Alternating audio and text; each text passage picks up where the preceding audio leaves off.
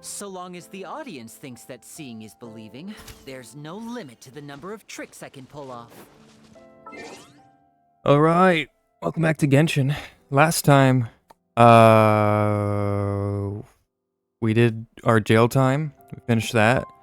I think last time the Primordial Sea, was coming up and Novelette stopped it. That was that. We also found out that he's, a dragon. And, the Knave is doing stuff to, protect the people of Fontaine, I guess. Whether that's good or not, I don't know. But she came to the help of Navia, because the primordial seawater came up, over at Fontaine and, disintegrated a bunch of people. Two of those people were Silver and, I forget the other guy's name, but it started with an M. So they're both gone, which is sad. And the Knave said that something was going on with this place over here. Yep. That's what we're doing. We're going to this, these ruins. I don't remember why, but we're going there. But yeah, that's what we're doing. Let me, hold on. There we go.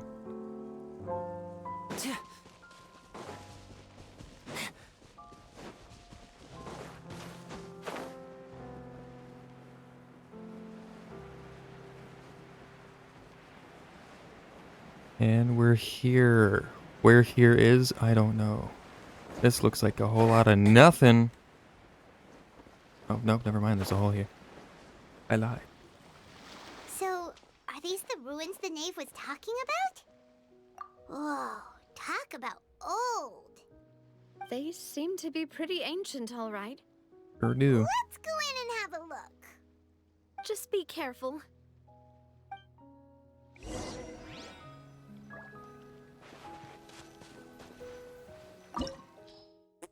Okay.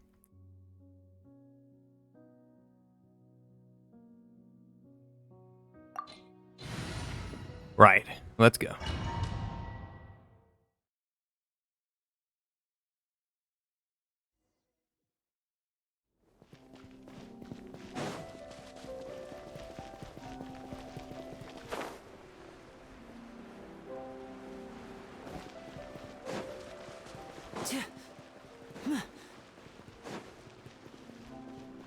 Hello. What are you guys doing in here? Let's get this show on the road. Step right up.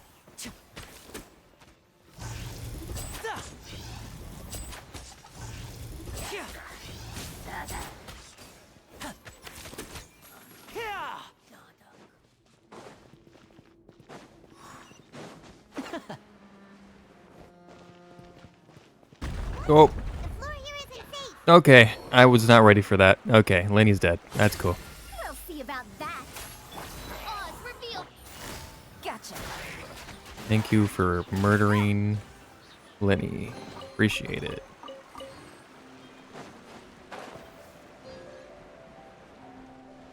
I was about to ask how we're supposed to go down, and it answered my question.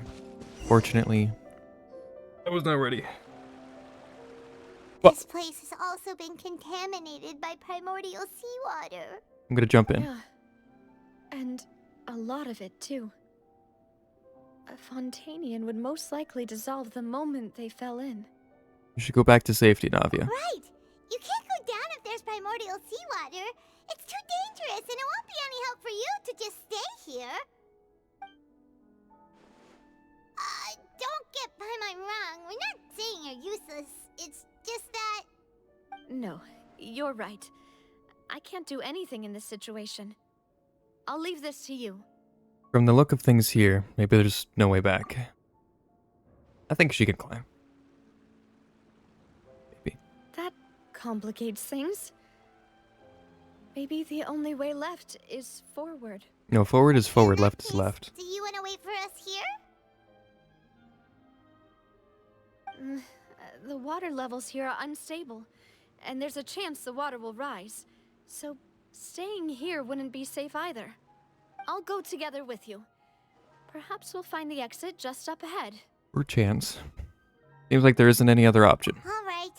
Come with us for now then, but please be careful. We don't want somebody else to become primordial soup. Oh no, it's a dead end.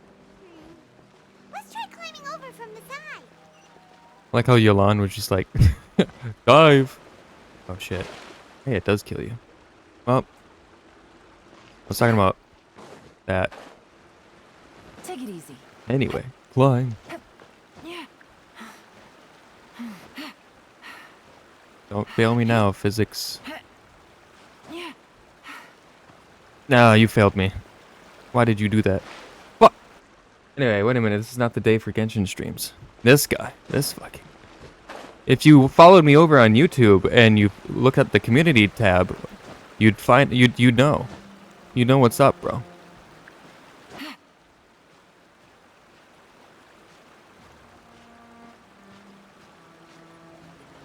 Shameless plug, shameless plug.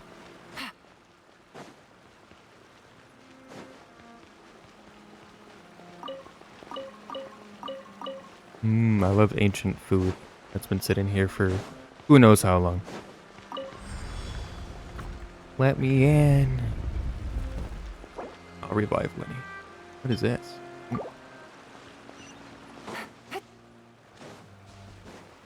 What's your YouTube, bro? Bro, let me show you, bro. Let me show you, bro. Right there, bro.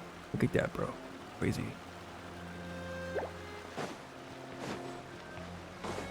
I feel like we're gonna get attacked on this bridge. There's something wrong with this bridge. Okay, we're not getting attacked. Hey. Oh, okay, cutscene. I thought it killed me for no reason.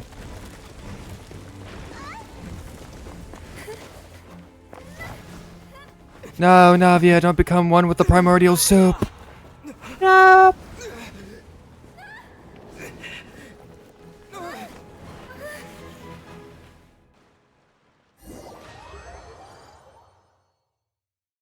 And a TikTok. I'll make sure to drop a follow, bro. Oh, thanks, bro. Oh, thanks. This fucking guy. This fucking guy. Demoiselle. Oh. Demoiselle, what are you doing here by yourself? Would you be standing here till dark if I hadn't come to get you?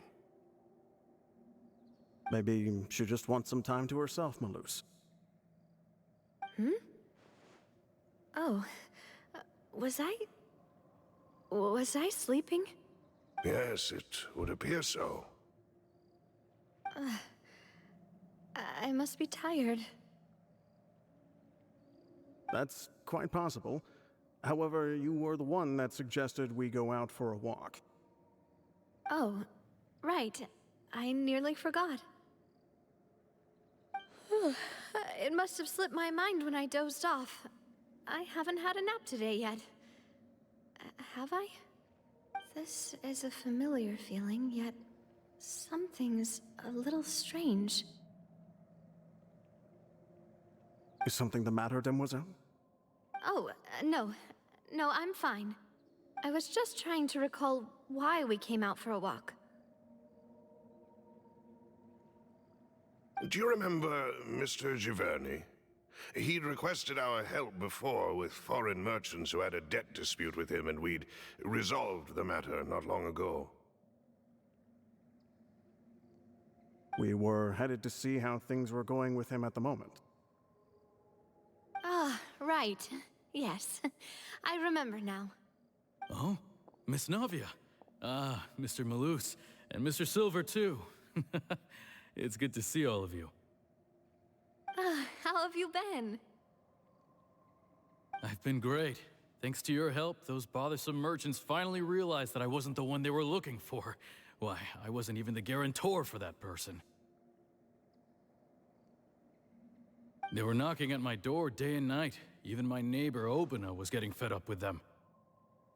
Sometimes force is required to calm someone down and get them to listen to what you have to say.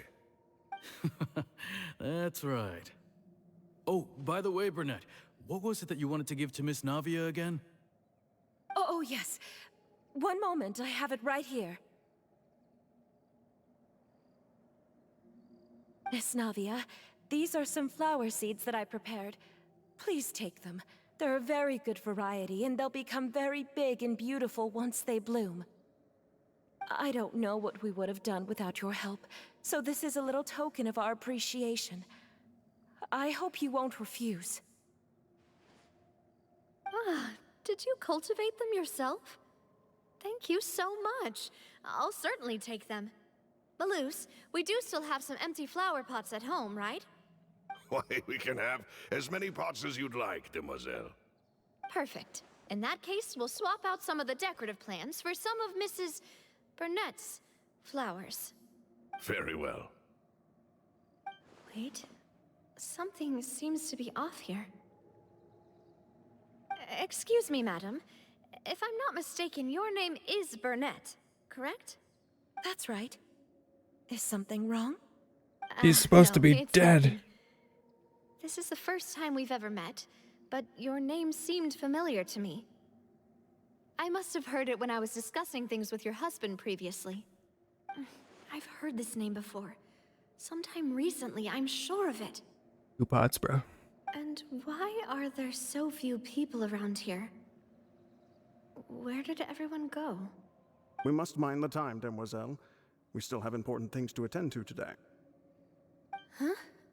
We do? Like what? Well, now, did you forget? Miss Navia, here you are. I've been looking for you. Please, come to the Opera House. Your trial is about to begin. My trial? Wait, why would I need to go to the Opera House?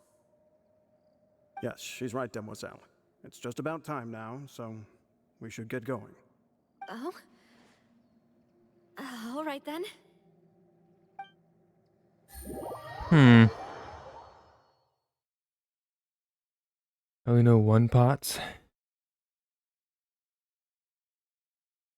Look, it's Navia. She's here.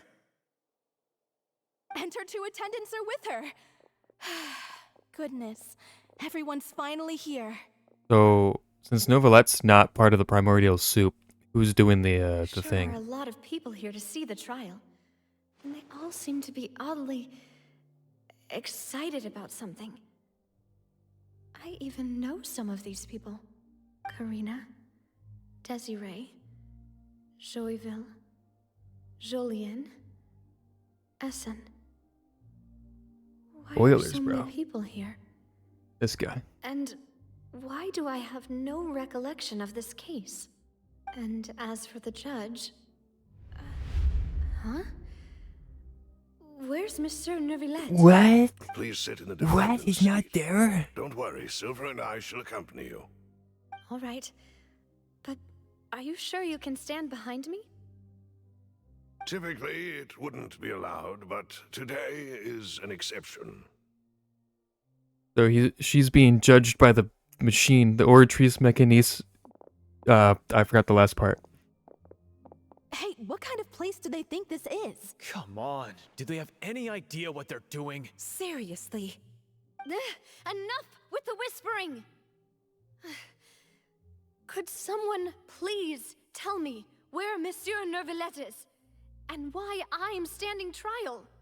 My dear Miss Navia, have you not yet realized what you've done? In that case, allow me to explain. As all here know, you are Master Callus's successor, the head of the Spina di Rosula, someone held in high regard by every soul in Poisson.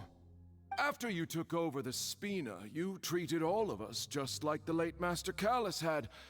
If anyone in need reached out to you for help, you responded. Not only you, but your butler, your subordinates, nearly everyone in the Spina di Rosula fought for the well-being And you're going to of jail those for in it. Poisson. Wait a moment. Aren't you just proving that I'm a good person? Yes, correct. Absolutely right. And that is why you stand accused. You have helped so many people get through so many difficulties. You are one with us. We are inseparable.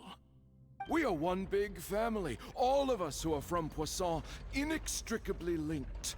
And with you being so important, we couldn't possibly do without you. Therefore, this fair and honorable court shall declare you guilty, and you shall stay here. You will be together with us forever. Huh? What are you saying? Everything you have said is correct. I have indeed done a lot for my hometown, and I would be willing to be with you all, but what is the purpose of having me stand here like this? What is there to discuss? Ah, well, if that's what you think, then I have no further comments. How wonderful, Miss Navia!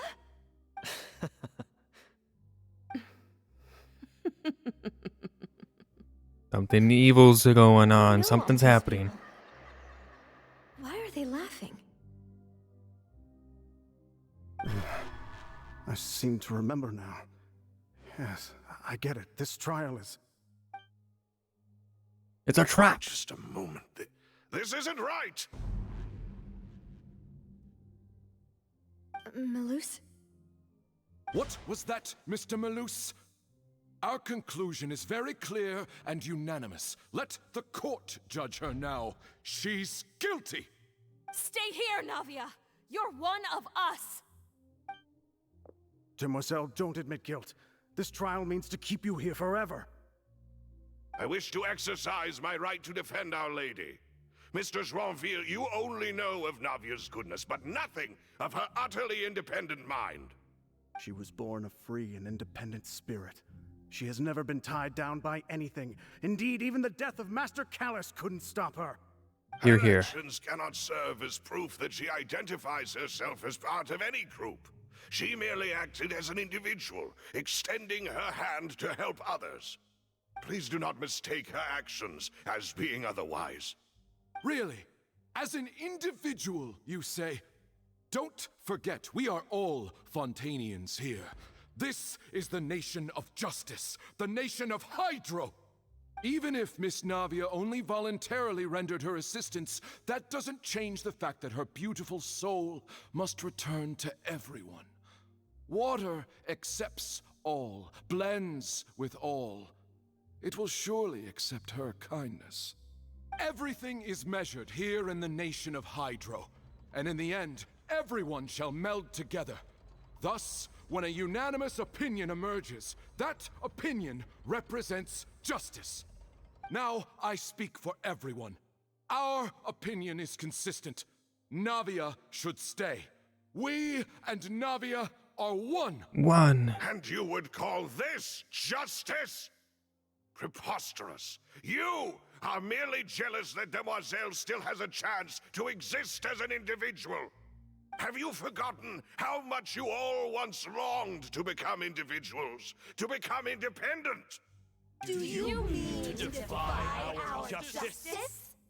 If your justice is flawed, then why should we acknowledge it? As you said, we can also have our own justice. Silver and I shall defend Demoiselle. And that is how we will enforce justice. Ugh, my head... It hurts. Demoiselle. Silver, it hurts. My head is spinning. All I can see is stars swirling in front of me. I remember now. Everything that seemed odd from the very beginning.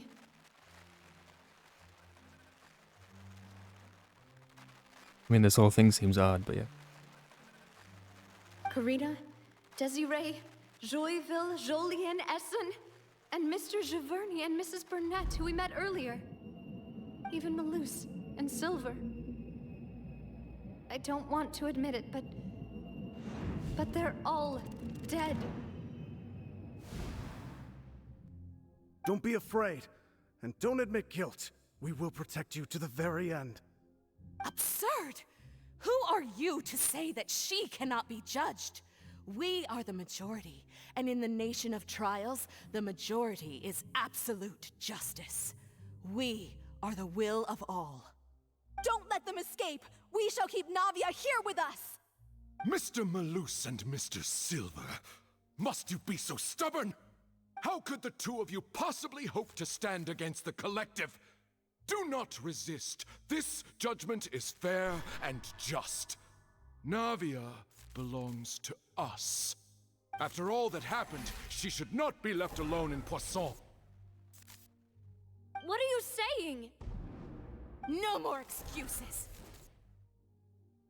He says we're jealous. Jealous? How could she possibly be an independent individual? What's with these people? Who's jealous of her? She belongs to us! Miss Navia, she... Silence. Oh, That's...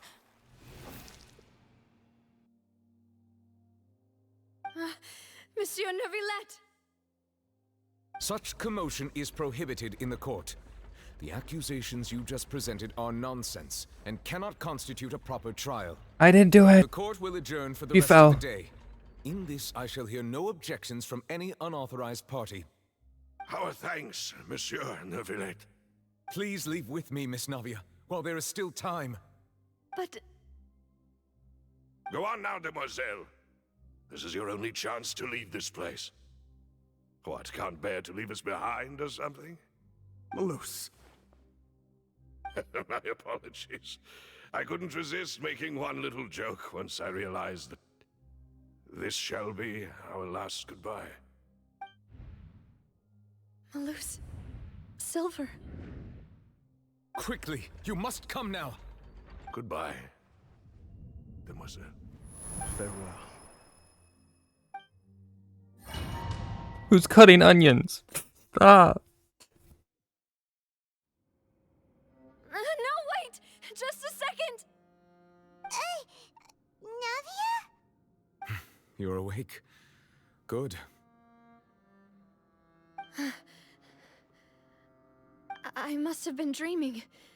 Malus and Silver were still alive, and they were defending me at some insane trial.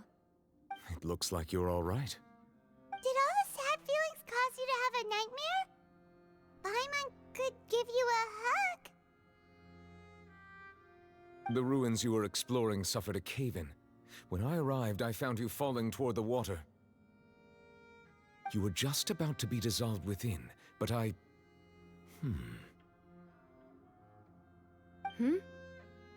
What is it? I think I saw two Oceanids protecting you. It was only for a moment, perhaps even a fraction of a second, but they gave me the chance to retrieve you. Were it not for their intervention, I would not have been able to rescue you before your consciousness dissipated. Wait, did you say Oceanids? You mean like what happened with Vache? The people that are dissolved became Oceanids? Perhaps those two Oceanids were the people you saw in your dream. I always told them that they didn't have to protect me. To think that they'd keep doing so even after death.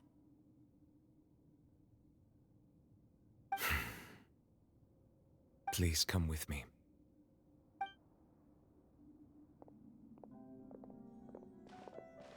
Neuvillette, are you okay? Oh, I am quite all right. Perhaps there's something we could chat about? Why do you look so stiff all of a sudden? Oh, Paimon knows. You're the type who feels awkward when there's nothing to talk about, right? I merely thought that we should give Navia some time to herself. Huh? Why didn't you just say so then? Don't you think it's even more awkward to call us over like this and then have nothing to talk about? I suppose so. By the way, Siegewind sends her regards. Ah, Siegewind. I hope all is well with her these days. Her work in the Fortress of Meropide has not been too much for her, has it? No way, don't worry. She's doing fine down there. She's an amazing head nurse. I see.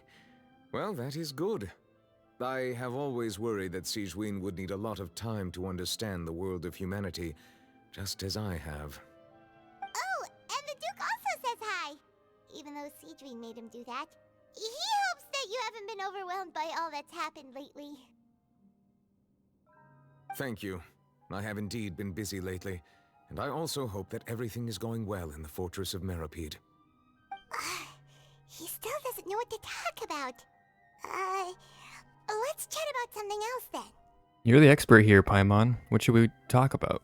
So, Neverlet, you're See probably going. quite the swimmer, huh? Hmm? Yes, of course. You telling me how to pronounce her name, bro? This isn't going anywhere. Let's try something else. How did you find Tell these me- ruins? Did the knave tell you? Yes, in fact.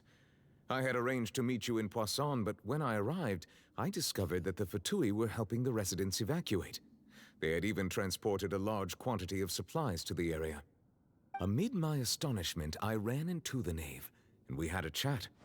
She informed me that she had asked you to investigate the ancient ruins here. Yeah, we originally planned to meet up with you, but we thought you might still be busy with all those official documents. We didn't think exploring the ruins would take very long, and who would have thought you'd wrap things up so quickly? I hope Navia can get back on her feet.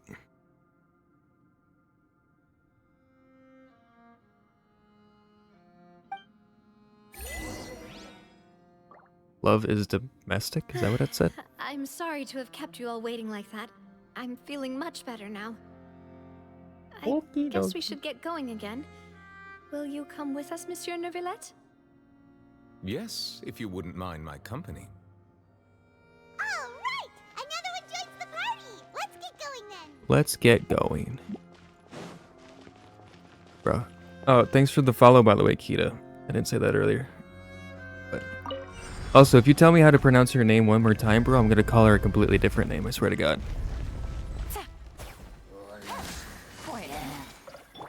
Yeah. By royal decree, dare to mess with me? Things are about to get dicey.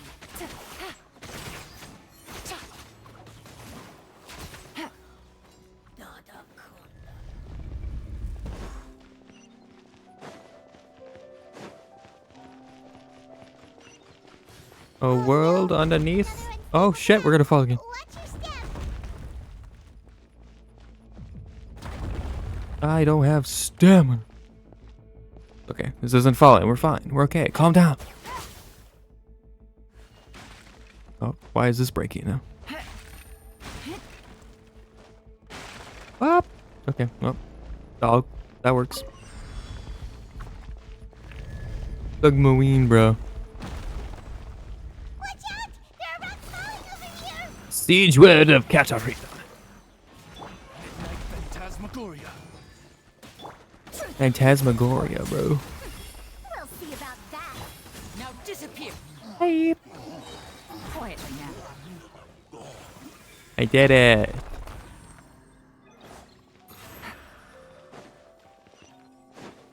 Ooh, fuck it. Camera. Ah. Yeah. Yeah. Hey. Seems we're almost at the top. Keep it up! They're very fragile stairs.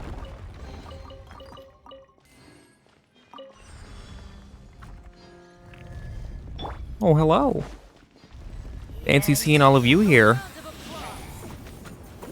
And voila! Game's up. Fun's over.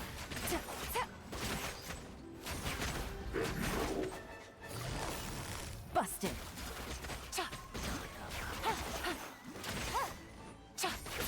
Ow.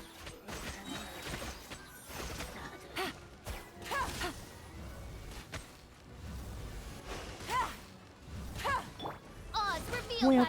Dare to mess with me? Now disappear. Button. Ooh, what is that? Where are we, bro? It's a weapon of mass destruction. Up we go.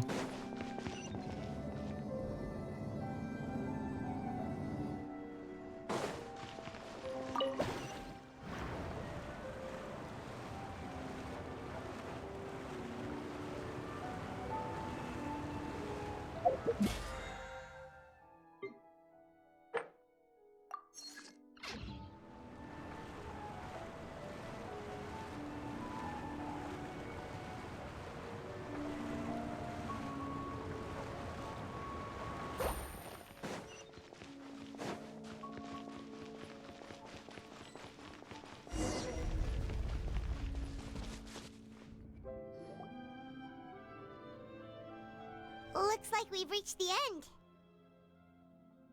This is the place. There should not be any other hidden spaces in the vicinity.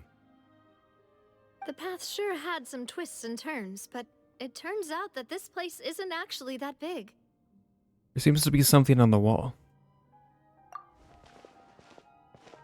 It is a mural? A prophecy. Oh, it is. Stone slates. It seems like they were put here as an offering. Could we take them down and have a look? Perhaps we should just leave them be Take for them now. down. Aren't they in the stone? Whatever. There are 4 locations in total, but only 3 stone slates. The slate that should be in the first empty spot is missing. The surrounding walls also show signs of damage. There's something written below. Let Paimon see. Reason dictates that this nation be destroyed. I shall record the history of its future here in its past. Say what? It feels like someone left these slates and these words here for a purpose. But does he mean that Fontaine should be destroyed? That would fit the circumstances dictated by the prophecy, yes. Indeed, the slate's contents correspond to it. Take the second slate, for example. There's a person kneeling here. She seems so dedicated. And there's a whole bunch of other people behind her doing the same. She's facing this... what is this? Some kind of island in the sky? Conria? And is that Lady Furina in the third image? Did the Hydro Archon fall into the water? And is that a ring of people around her? Paimon doesn't quite get it. Are they all in the water? The fourth image. I know this one. This exactly matches the content of the prophecy. The people will all be dissolved into the waters, and only the Hydro Archon will remain, weeping on her throne. Yes, they do seem to match. Is it a cycle? Is that what we're getting at? A cycle, maybe?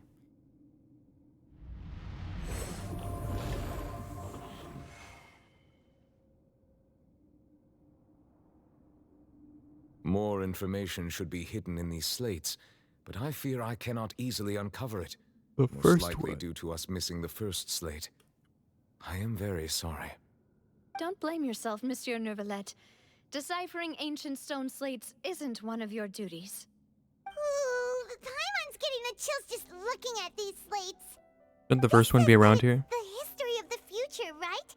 That means the prophecy's sure to come true. I really hope it doesn't mean that. Still, Paimon feels like these images are kind of weird when you look at them together.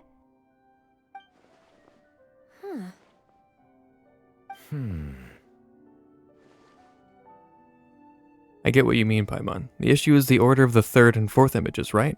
That's right! If the images are in chronological order, shouldn't the fourth, the waters drowning Fontaine, come before the third, where the Hydro Archon herself falls into the water? And yet the order is reversed here. The second image is also quite concerning. What sin are the people in the images confessing to? If we go by timing, Lady Furina only emerges in the third image. That means that the person in the second image might be the previous Hydro Archon. Egeria, then. I had never met her, but her appearance here does match the records. The previous Archon kneeling before the floating island in the skies, as if confessing a sin. Did she herself commit that sin? And if not, why would she be in such a posture? Also, I'm still wondering why these ancient stone slates are here at all. Judging from their contents, could this place be the origin of the prophecy? Does that mean that someone, or some people, once saw these slates? But who would have created these slates and left these words here? Past Archon? It seems that any further clues will have to come from Furina. Or Furina. In that case, there's yeah. no time to lose. There's nothing else to be gained here, so let's head back first. Yeah, we better get somewhere safe for now. Honestly, who created the slates doesn't matter now. The real question is whether things will truly play out as the prophecy foretells or not. That's true. Will everything be flooded? Or will we stop it? I don't know. Well, we did it. Time to leave, I guess. Can we move them? No. Water!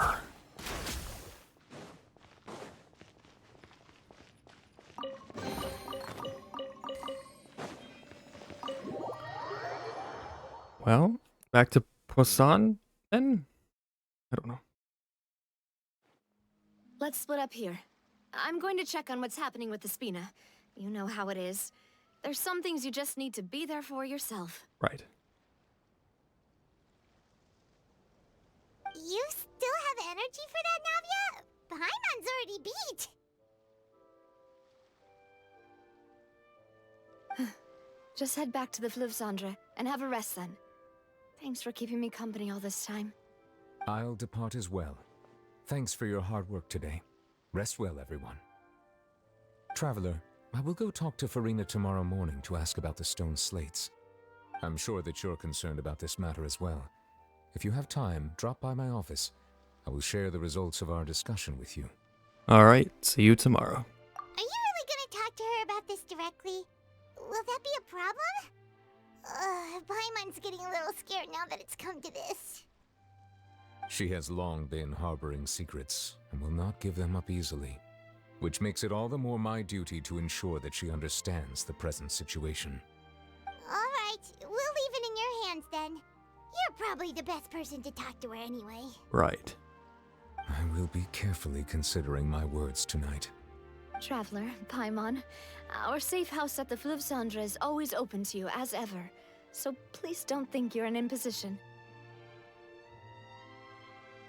All right, I'll be on my way then. Good luck, Navia. Okay. Navia and Neuvillette both depart. You and Paimon head to the Spina de Rusula base at Fleuve Cendre. I guess. Who is this Welcome guy? Back.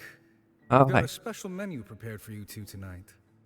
Yay! And there's good food too! Navia, no, the boss is the best. You did great as well, Paimon. Ooh, desserts! Nice, these are all Paimon's! Paimon's already starting to forget what happened today. Oh, why is she here? That voice. Is that who I think it is? What are you doing? It's you two. What are you doing in Fontaine? We could ask you the same question. What are you doing here? Also, why do you, like, pop up, randomly?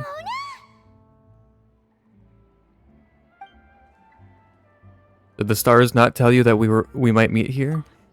Seriously, nobody just uses a scry glass whenever they've got time to just see who they'll meet on the road. Still, we didn't expect to see you here. Wait, you're not a Fontainian, are you, Mona? Well, I have some business to attend to here, so I booked a hotel in the city. I was just out for a stroll when I bumped into you. Quite unexpectedly, if I might add. Why did you think I was from Fontaine, though? Is that because Magistus doesn't sound much like a Mondstatter surname? Yeah, let's go with that. Sure. Well, I used to have my own surname, which was, well, some other thing. Either way, the old hag told me when she took me as her disciple that the first step to being a great astrologist's pupil was to change that name. There was nothing for it, really. She really is amazing at astrology, so I changed my name to what it is now according to her wishes. To my surprise, however, Magistus is not the name of some ancient house or clan. It isn't? Nope. Although it is used by us in place of surnames, it generally just means great. Huh. Wow! Imagine including a boast in your name. Wait, are you gonna have to put that into your genealogy as well? I reckon so. In any case, I'd give my disciple a name like this as well, if I were to take one. May I ask what your master's name is? Astromancer Barbeloth Trismegistus. Whoa, that's a long one. Does it also mean great or something? My name means Mona the Great Astrologist. As for the old hag, hers is, in plain speech, the thrice as great scholar of the stars. Just take it as a title specific to astrologists. Okay. Thrice as great? That's so petty. I know, right? That's just how she is. She used to call herself Magistus, actually, but when she took me in, she changed her name to Trismegistus. Talk about excessive. Magistus is thus the calling card of our school, so to speak, which makes it about the same as a surname. It's all right if you don't get it. You can look into it further should you need to study astrology more deeply. How about triple strength traveler or triple appetite Paimon? That sounds terrible! But anyway, you're not Fontainian, are you, Mona? You're from Mondstadt, right? Well, I was born in Mondstadt, yes. My parents migrated to Dornman Port, and I traveled with the old hag for a while, after which I settled down in Mondstadt City. Where are your parents from? That's a good thing then. At least we know you won't be dissolved by Fontaine's waters. Speaking of that, I'm sure you're aware that a bunch of things have happened here in Fontaine, right? I know you're not a local, but I'd avoid getting too close to any water that looks strange all the same. Yeah. There's something ominous about it. Well, the water, I mean. Did you come to Fontaine because of the prophecy, Mona? That was the main reason, yes. Just a while back, the Steambird invited me to take part in a panel and speak about the circulation of the prophecy as an astrologist. The invitation was sent quite early on. I don't think anyone expected Fontaine to be in this much trouble. What do you make of that prophecy, Mona? Just tell us what you think as an astrologist. Your word would go a long way to make things more certain and less scary. What I can tell you is that I'm an astrologist, and that this prophecy concerns the fate of Fontaine, even that of all Tevat. Ascertaining this is akin to reading the fortune of the whole world. I'm afraid that this is not something that just anyone can do. If I could do it, you would no longer call me an astrologist, but a visionary. But on the flip side, the prophecy is so huge and powerful that it must surely come from a powerful visionary. Its contents involve the fate of the world. Disregarding it would be a mistake. A visionary? Sounds really powerful and all, but does such a person really exist? Archon? The old hag could do it. Oh. And I'd bet there are others amongst those Hexenzirkel colleagues of hers who could do something similar. I need to ascertain the accuracy of the prophecy. Could you help me get in touch with your master? Huh? Are you sure? Yeah. All right, I'll help you. It isn't often that I see you with such a serious look on your face. I'll tell you once I hear back from her. Thanks, Mona. Thanks, Mona. You're I amazing. just said that, Paimon. Oh, well, this is something only I can do after all. So yes, your praises are quite welcome. That's the greatest of astrologists for you. Of all the people we know, you know the star's the best. Indeed. That's the spirit. Oh, sorry. I came to see what all the commotion was about.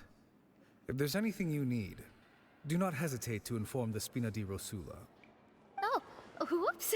Guess we were getting a little too carried away there.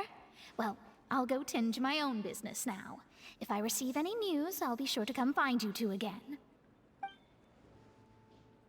Bye. She goes, quick as rushing water.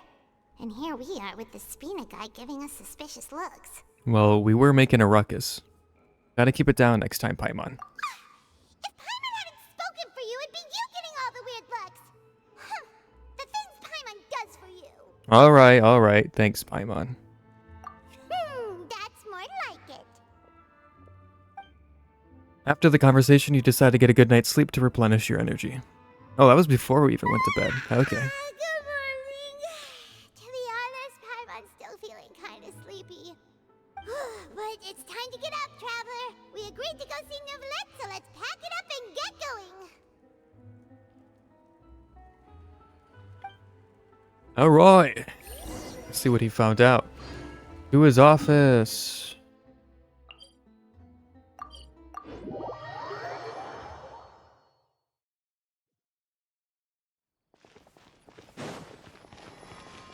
Get heals. Wham. And then we'll go in.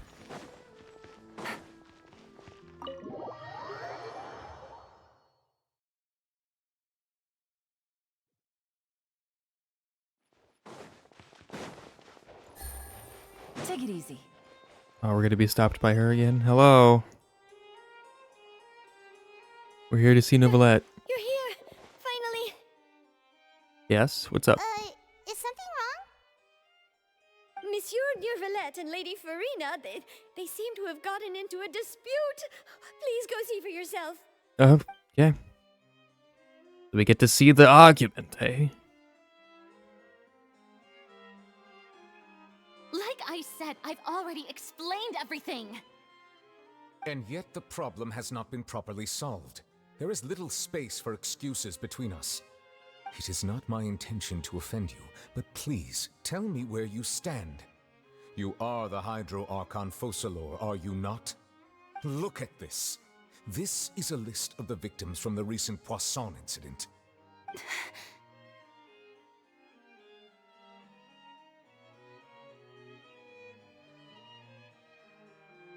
You mean they're all... Yes, primordial soup. We did not arrive in time to avert this disaster, and I will not have it happen again. I will say this once more. You must tell me everything you know. Yesterday, I found 3 stone slates in some ancient ruins near Poisson. Do you know anything about those? Seriously? You're questioning me like this is a court case now. I don't know anything about that. But you found them in some ancient ruins, you say? That's correct, which is why I came to ask you some questions. There should have been 4 slates, but one of them was missing. The other 3 feature different images that seem to correlate to the prophecy. The prophecy? The second of these slates depicts the previous Hydro Archon Egeria kneeling before a floating island in the sky, as if confessing something. Do you know nothing of this either? I don't. I've never seen such slates. I'll ask you again. Do you really have no information regarding the previous Archon? My deciphering of the slates indicates that the Hydro Archon Egeria once had to confess to, or apologize for, a certain sin. If anyone would know about it, it should be you. All gods don't have the same secrets, you know. She was herself and I'm me. Is it really so strange that I know nothing? I understand your concerns, but I'm sorry. I just don't have anything to tell you. Forgive me for saying this now, Lady Furina, but I have long known of your various secret investigations into certain matters. Secrets, there are eh? several indications that you have been investigating the prophecy on the sly. This is not strange in itself, considering that you are the Hydro Archon. But it is strange that you should also claim to not know any of Egeria's secrets, as well as do nothing following your inquiries. You have never been as superficial as you have presented yourself to be, nor are you a fool. And yet, your behavior is very inconsistent.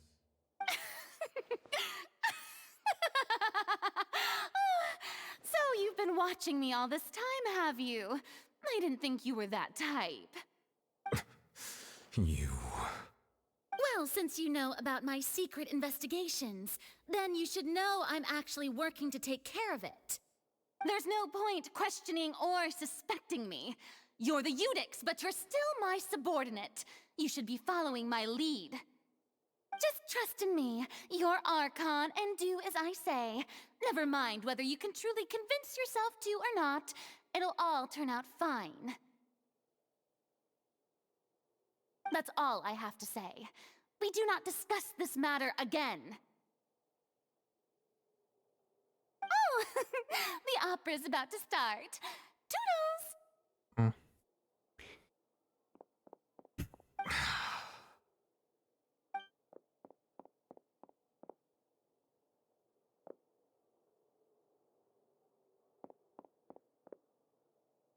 Did Furina not notice us standing by the door? Wonder what's up with her. She was smiling. She didn't seem in the mood to care if we were listening in or not.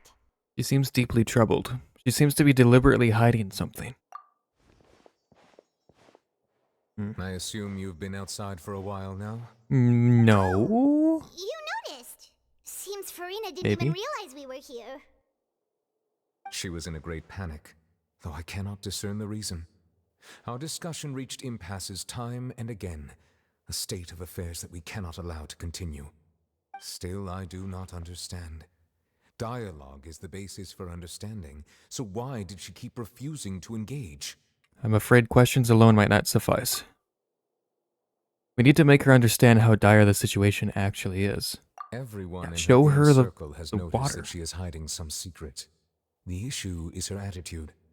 I fear that she will not reveal anything unless absolutely forced to. We may have to create a situation in which she will have no choice but to speak. I'm ready. We're gonna plan stuff. I got it. Like what? Normally, people will only reveal the truth when standing trial. Perhaps we must have the Hydro Archon Yes. experience just That's such a yep. scenario. But Furina's seen so many trials, and she's really good at dodging questions. How do we make sure that she won't just slip away at the first chance she gets?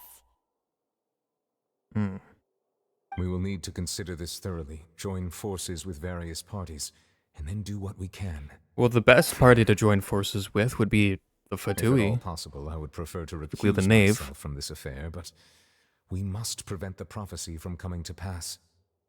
This may be cruel to her, but all Fontaine is in crisis. The information a god possesses is too precious, and so we must take a chance on this. In that case, we'll need help. But who will lend us their aid to do such a thing? Oh, I think I know who to call. A few days later on a boat somewhere in quiet Poisson.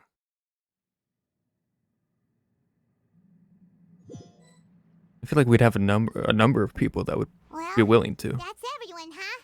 Yeah. Speaking of which, it was pretty smart of you to think of hiding here. Where is here? Well, in Poisson was just Poisson. involved in a disaster, so it's presently devoid of people. That naturally makes it the best choice. And here you are drinking tea like it's the most natural thing in the world, huh? That's what families should do. Sit and enjoy a leisurely time together. It's nice to enjoy tea here, you know? Care for a cup? Lend me your ears, everyone. Or perhaps one of you might like to start us off. How about you, friend? Worst person. Me? No, I don't think I can. Then, how about you, good sir?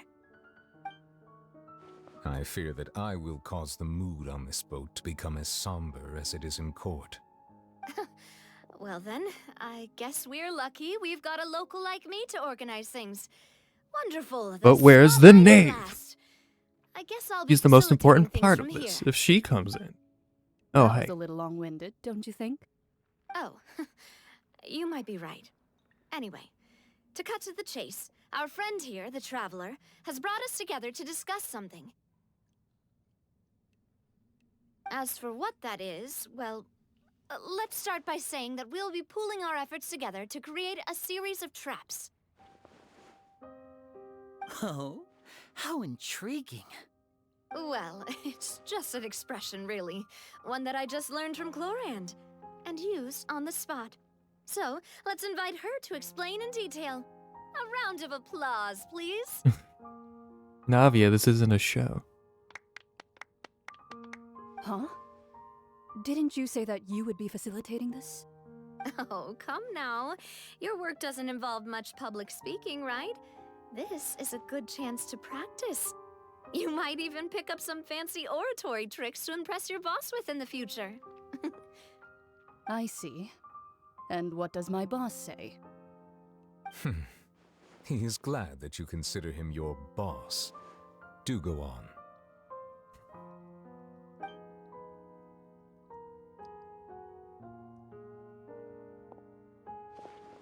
In that case, do any of you have experience hunting? Not that I recall. Fremine and I once used a wooden stick in a basket to catch wild rabbits when we were younger. As for Lynette, oh, right. You were sick that day, weren't you? I've also gone diving to catch some fish before. Does that count? I'm afraid not. You may or may not have heard, but Fontaine once played host to a group known as the Marechaussee Hunters. Though that was their name, they did not hunt animals, but rather various monsters left behind by the ancient dynasty of King Remus.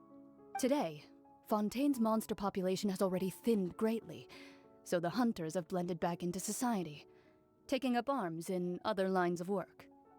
They even left a unique methodology of hunting in their wake. A trap comprises of the following components: bait, a trigger, and a containment device.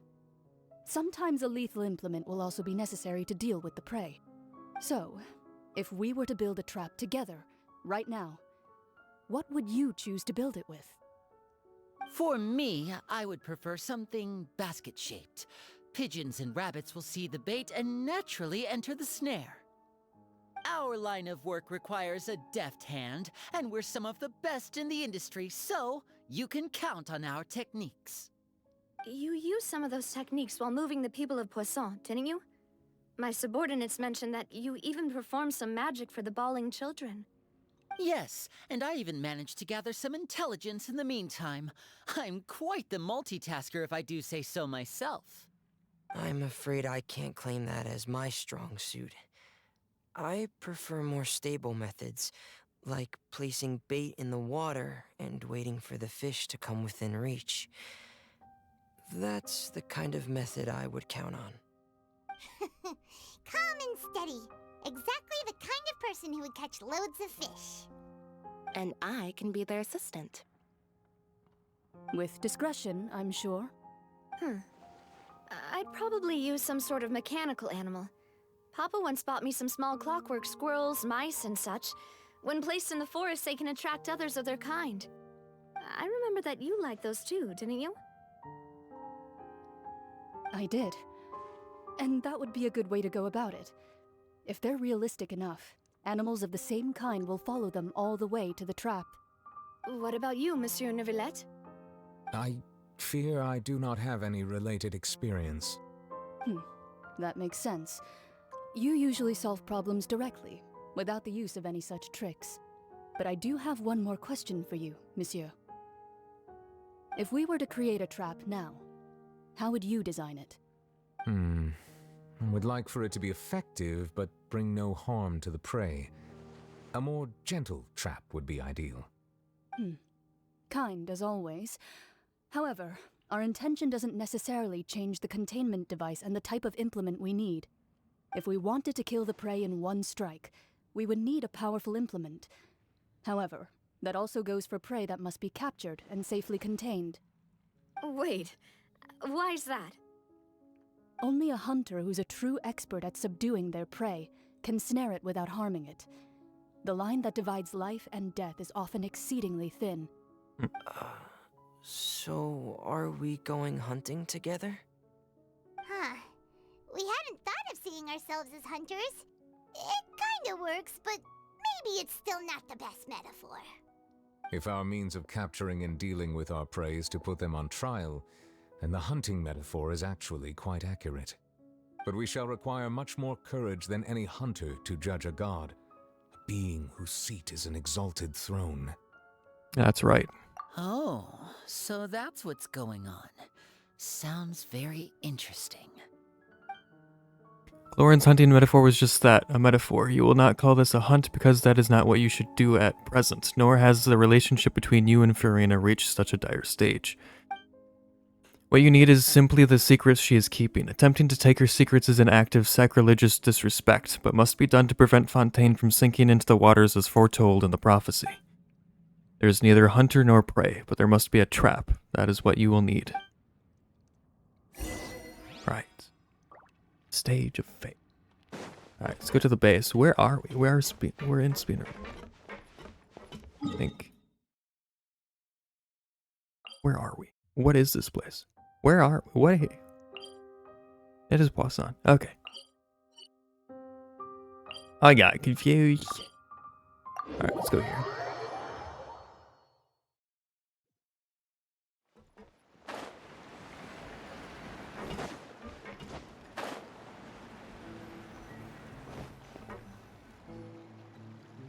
Are we good to talk to Mona again here?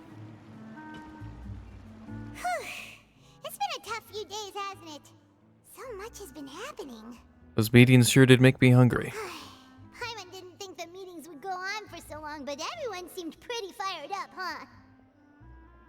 Paimon thought they'd be at least a little frightened. Well, Fremine was, now that Paimon thinks about it, but everyone else just looked a little surprised. Do you feel more confident after the meetings, Paimon? Well... It's hard to say. Paimon doesn't have any experience with this sort of thing. But with you around, Paimon sure will do great. After all, you're the most reliable person in the world, aren't you? Huh? Is something wrong? Did you just pour some tea? Paimon didn't notice you doing that at all. No, I didn't. Then what's that? Paimon's never seen that cup before. Don't be frightened. I'm just joining you two for tea.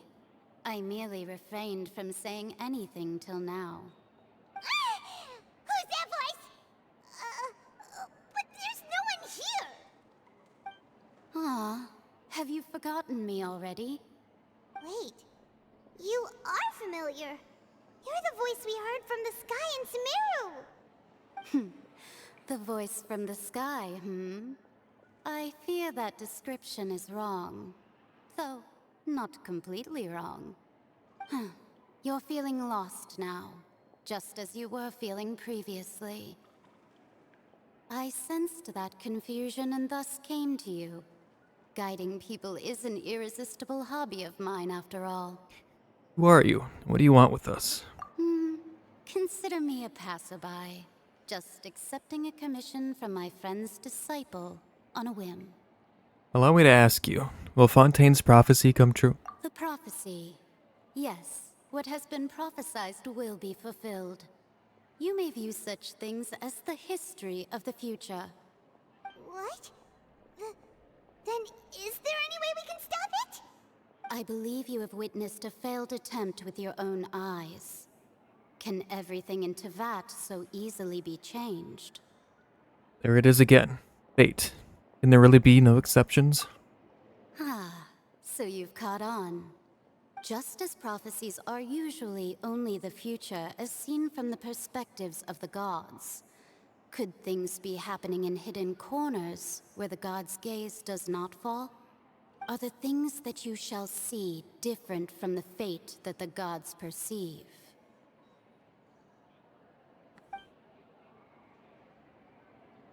We can't change it. I mean, we have changed fate before, so. What is she talking about? It all sounds really impressive and important and stuff, but it also sounds kind of scary. The tea in the teacup is just about gone as well. I believe that you understand, right? Some things are insignificant, but others you must reach out to change. Ultimately, fate shall serve as your only guide, no matter what will happen in Tevat's future. All you need to do is to play your part. This was good tea, by the way. Thank you for your hospitality. Well, that'll be all for today. The voice. It's gone.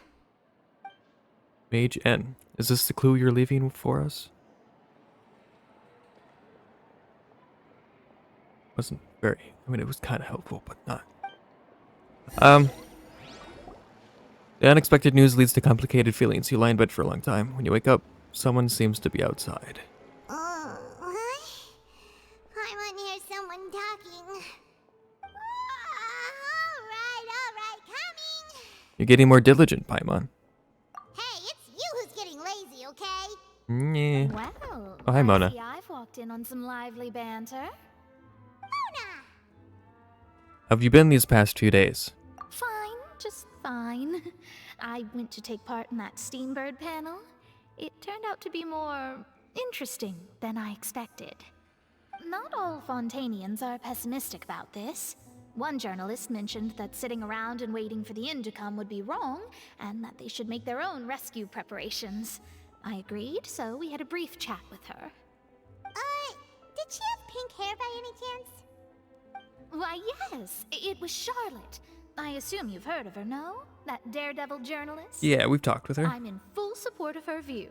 Prophecies are very important, but how can people allow their lives to be commandeered by just a few words? That's right! Paimon's glad to hear something sensible for once. Ah, yes. About what we had discussed before. I did try, but I'm afraid I couldn't reach the old hag. I'll try again tonight, but I wouldn't get your hopes up. Actually, someone already came over. Huh? Tell Mona about your mysterious guest. Goodness gracious. Are you serious? I believe she came to pass a message to us. She said that even the god's gaze has blind spots. Pretty bold if you ask Paimon. Most people would believe the gods to be all-knowing, right? The Hexen Circle members are certainly anything but ordinary. As for the mage named N, the old hag has mentioned her a few times. She said that N's sense of direction is incredible, and that she loves guiding those who are lost. But I've never met her, and if she were still alive, she'd be... well, suffice it to say that the hag's at least a few hundred now, and N's been around for longer than that. Whoa. The Hexen Circle sounds like a scary group. But they must really stay in shape to live so long. Their abilities alone are pretty terrifying. If she came to see you personally, then the problem you're facing must truly be of great importance. Well, it's not like Paimon could understand anything she said. Yes, she was quite cryptic, but I suspect she means that there is still a way to turn things around. She didn't say when or what that would be, though, so... perhaps it is something that you cannot know right now. True, her words were meant as a helpful hint, but when will we realize their value and meaning? Was that the best answer that my question could have gotten? Traveler, Paimon, are you two all right? Oh, we're fine. We're just a little down right now. It kind of feels like the end is coming, you know? I see. I feel that same sense of desperation, too. I guess you could consider me someone who has often witnessed fate. So far as I have seen, it cannot be swayed. But even so, I still hope for, and believe in, miracles. Astrology is eternal and rational, but fate may not be. It is cruel, but it can also be beautiful. Perhaps that's what N was trying to tell you. Not to lose heart, and to believe that what you are seeing playing out before you is not yet set in stone. I did originally think of steering clear of all this, but I couldn't. Even if this is all futile, I still wish to help everyone. If we don't struggle to the last, then how can we face the end when it comes? Huh. You do have a point. There I go, talking about astrological principles again. Sorry about that. The moment I start talking about work-related stuff... I need to get going. Don't worry about it, Mona, and thank you. It was worth trying to comfort you, even if only a little. I believe that you'll help those who are struggling in the same way I did. I suppose that might be why we always seem to meet by coincidence. Paimon feels kinda moved by what Mona said. But also kinda sad, too. Hey, Traveler, Paimon suddenly feels like going outside for a walk. Let's go. Let's walk around the city, shall we? There's a few spots we always like to walk by. Alright. To the surface.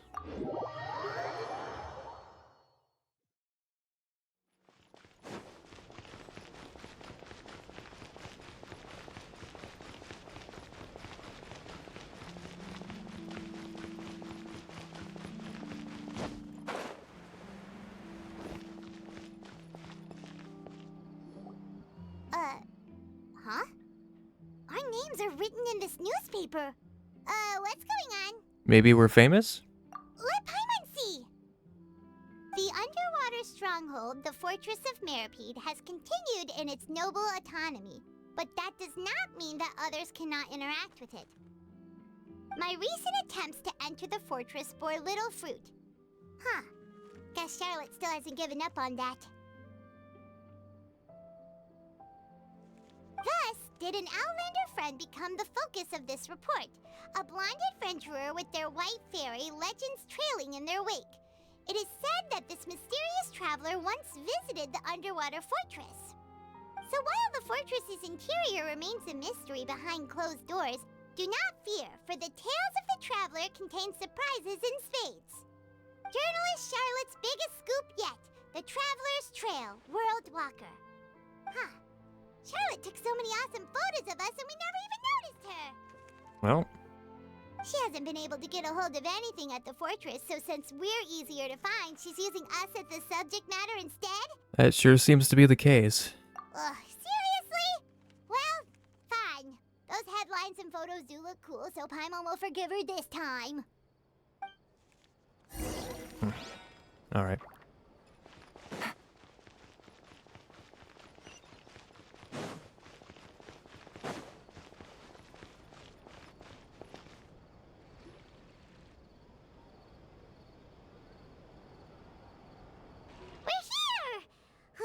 Paimon's hungry. Should we go in and get something to eat? Let's go. I feel like we're gonna run into someone. Something.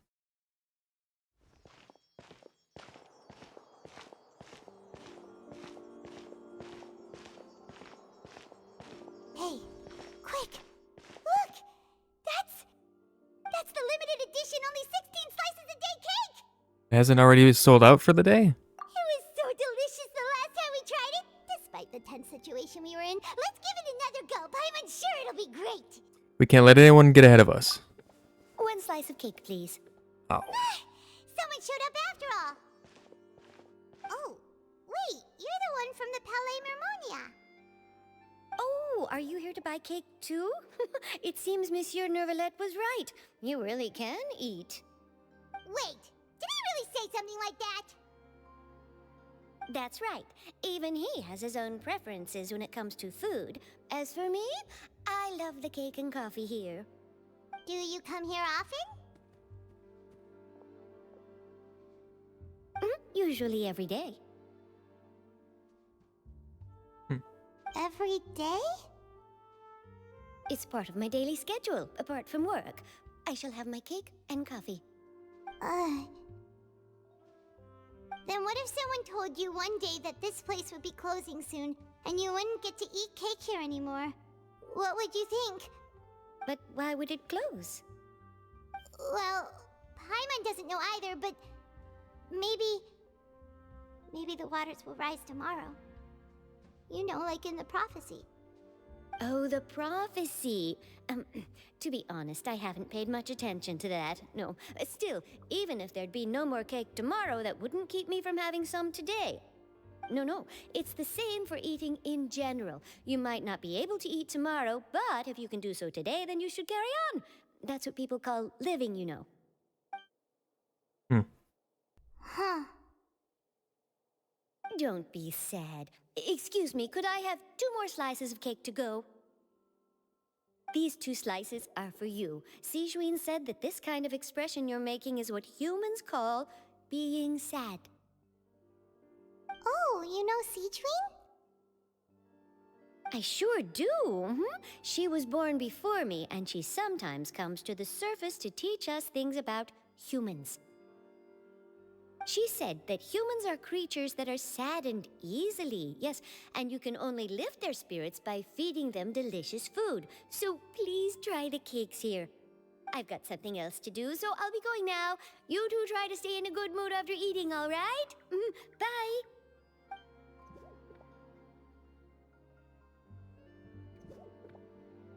And there she goes. All right, let's dig in. Paimon's sure this cake will be delicious. You share a glance with Paimon and snarf down the cake. It's more delicious than last time, and the flavor gets even better with a sip of tea. It sure would be nice if we could come again tomorrow. Sure would be nice if we could always eat delicious food here. Wasn't this whole walk to not be bummed out? Paimon, you're really dampening the mood. We're supposed to be happy, clear our heads. Happy thoughts, Paimon, happy thoughts. We're near the Steambird office. Let's go look for Charlotte and have a chat.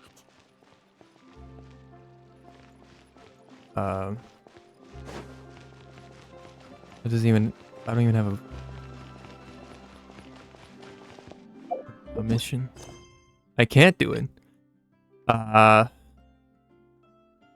What other quests? Fuck me. Okay, well, okay. Take it easy. We have to do this first. And then we can do the main story. Who's over here causing problems?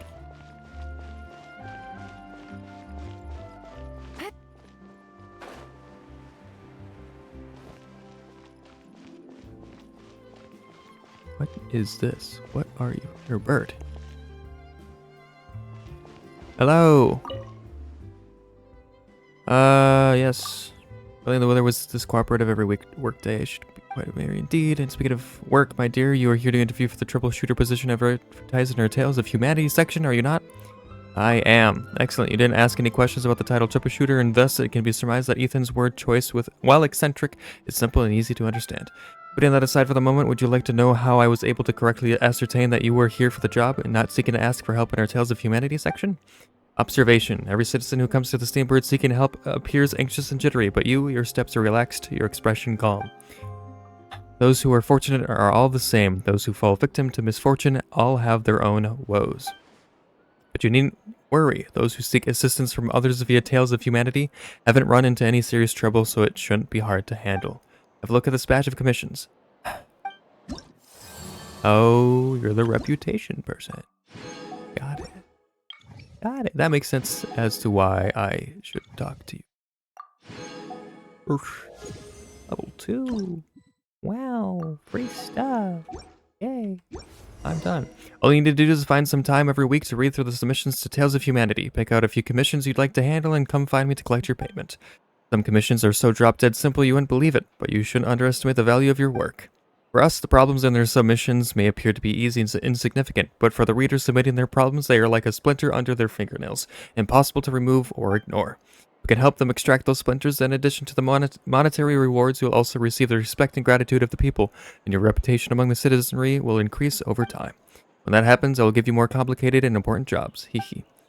Help everyone to achieve happiness and be a lighthouse illuminating humanity, such is the calling of our paper. Such are the feelings and aspirations of every publisher. No need for an interview? Your interview was complete before you even arrived. Don't be surprised, I have my ways. If I couldn't even manage that, how could I manage a newspaper? Alright, I've told you everything you need to know about this job. As for whether or not you want to take it, that's up to you now. Think it over. Okay. It's done. Now we can do this. There she is. Wow! If it isn't the Traveler and Paimon! Oh, have you seen the article I wrote about you? Ha! You've got some nerve! You just used us to make some quick mora! Can we negotiate a profit split? Oh, you needn't worry about that. I heard that you were in Poisson some time back, so I sent you a letter to discuss just that. It appears you didn't receive it, though. It's all right, though. I've set aside the amount intended for you. I've even set the table with some food. Really? Oh, you're the best! This is bribery. over, Paimon. If I were a journalist with ulterior motives, you'd be in trouble now, you know. Oh, Paimon knows you're not like that. Still, what brings you here all of a sudden? Were you looking for me? A friend of ours met you a while back, and when she mentioned it, we thought of coming to see you. Her name's Mona. Ah, so you know Miss Mona as well. She's a guest columnist for our paper. Really good one, too. She's so young and already such a brilliant astrologist. So she mentioned me? What did she say?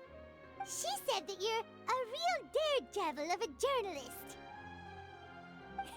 Nice. In which case, can this daredevil journalist dare to request an exclusive interview with the legendary traveler and Paimon? Huh? So your article in the paper today doesn't count?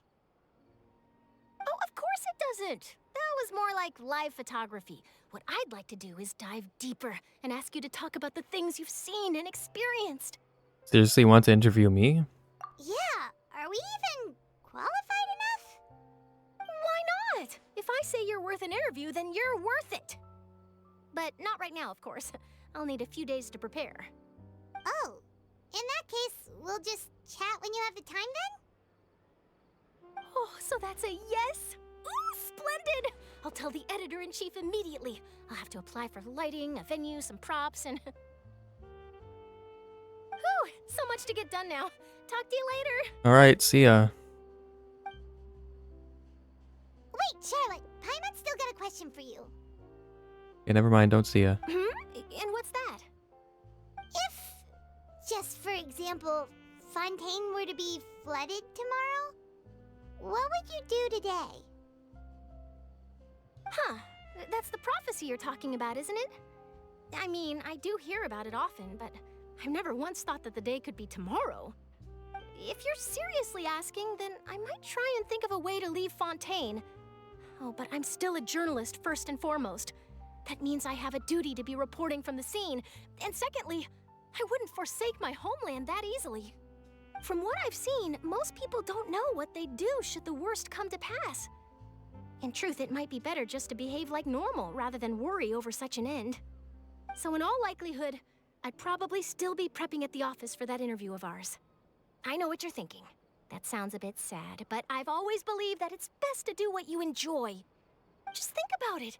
If this nation really were to be suddenly destroyed tomorrow, but I still successfully finish an exclusive interview with a truly unique person, then the story I would wind up writing would truly be timeless.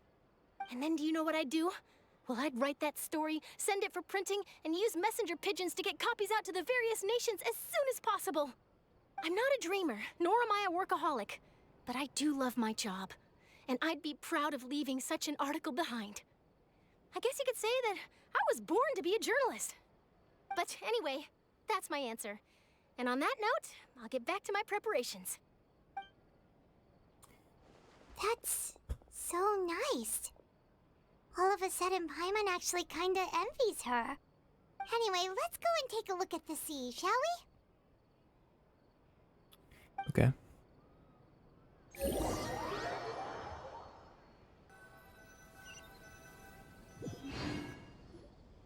The sea breeze and scenery can be a pretty soothing combo, huh?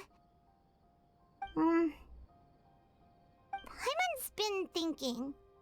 Yes. If it wasn't Fontaine, but all of Tevat that would be destroyed tomorrow, where would we go and what would we do? No, Paimon should ask, if you could choose, what would you like to do? I could choose, huh? What would I do? It's just like Charlotte said, suddenly trying to consider what to do is pointless. Right. We've always been moving to the next destination, so we haven't spent much time thinking about these kinds of things. We didn't have to either, with us always being on the road and whatnot. Till that moment comes, I think I'll keep journeying on. You mean, still traveling? Yes, cherishing every single moment that I have to look upon this world. Huh. Wait, isn't that what we've always been doing? Right. The banter goes back and forth between the two of you as time slips by. As night falls, you return to your accommodations and end this busy day. The next few days are just as calm. Charlotte comes to find you and conducts the interview in the Spina de Rusula safe house at the Fleuves. Navia, having finished her business in Poisson, even drops by to take a photo with the two of you. All goes well. We don't get to see the interview. Man.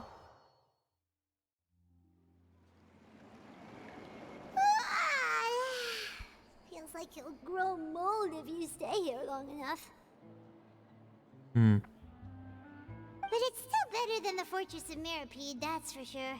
It's not only damp there, but salty too. Ah, so the two of you are still here. Wonderful. Oh, you're from the Palais Mermonia, aren't you? Yes, I'm Isadora. Monsieur Nervillet sent me to look for you two before. I heard that afterward you went to the Fortress of Meropide. So are you under the impression that we might be wanted criminals? Not at all. I'm well aware that you're friends of his. Actually, I'm here to pass along a message from him. Let's hear it. Yes, inside the Opera House. The Maréchaussée Phantom has declared the incident a small-scale riot. A riot? Well, that said, I don't personally think it was that serious. Lady Furina was watching a performance at the Opera House, and while she was resting during an intermission, some other audience members suddenly started harassing her, loudly accusing her of doing nothing about the prophecy crisis. And before she could respond, others started to join in. The trap. The crowd continued to grow, and protests against the Hydro Archon started to break out. So people have started to put the blame on Furina. Guess they finally found an outlet for the pressure they've been under due to the prophecy. I agree. People will naturally rely on gods, as is customary. But the moment people feel threatened, gods are also the first to be blamed. So what happened after that? Is Furina okay? Seeing that the situation was spiraling out of control and that further argument was pointless, she claimed that she'd gotten tired of this and left in a hurry. The Maréchaussée Phantom had their hands full maintaining order and did not catch where Lady Furina had gone. Only when things had stabilized did we realize that she had gone missing. So, you mean she's still missing? That's right. The Maréchaussée has dispatched many people to search for her, but we don't have any leads yet. That said, I don't think there's much to worry about. She is a god after all. Even if she were to fall into the hands of rioters, what could ordinary people do to her? Well, from what the knave said, a lot. I understand the situation. Good. Monsieur Nervillet sent me to tell you about the situation, but he didn't say anything else. Don't worry, this is more than enough to go on. Thanks for keeping us informed. Ah, is that so? Well, all right then. In that case, you two take care. I'll be heading back to the Palais now. It's time. Well, sounds like we should hurry over to Poisson then. You sure caught on quickly. If we know Furina, she won't try to fix things in this situation. Instead, she'll look for a place to wait out the heat. And, as we also know, she may be loud and dramatic, but she doesn't have a heart of stone. Right. When Nervillet was talking to her in the Palais Mermonia, and she heard about Poisson, she couldn't hide her sadness and remorse. It would be hard for her to ignore being accused by the public today. Paimon thinks Furina's probably taken the opportunity to slip away to Poisson and try to relieve the sense of guilt that she's feeling. Huh. Well, what do you think? Paimon knows the answer, of course, but Paimon can do the analysis to back it up too. Cool, huh? Looks like those detective novels have had an effect on you. In that case, there's not a moment to lose. Poisson, here we come! But waiting to hear about the newest release. Gotta go back to Inazuma. Actually, I think we can get it anyway, but... to Poisson.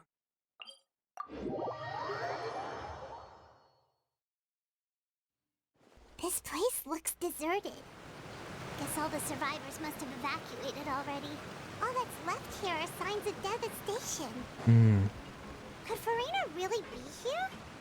Let's try to find her as soon as possible. The lowest level? That's a little unsafe.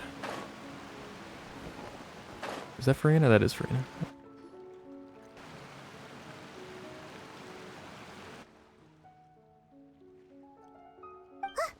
That's Furina, right over there. Stay quiet for now.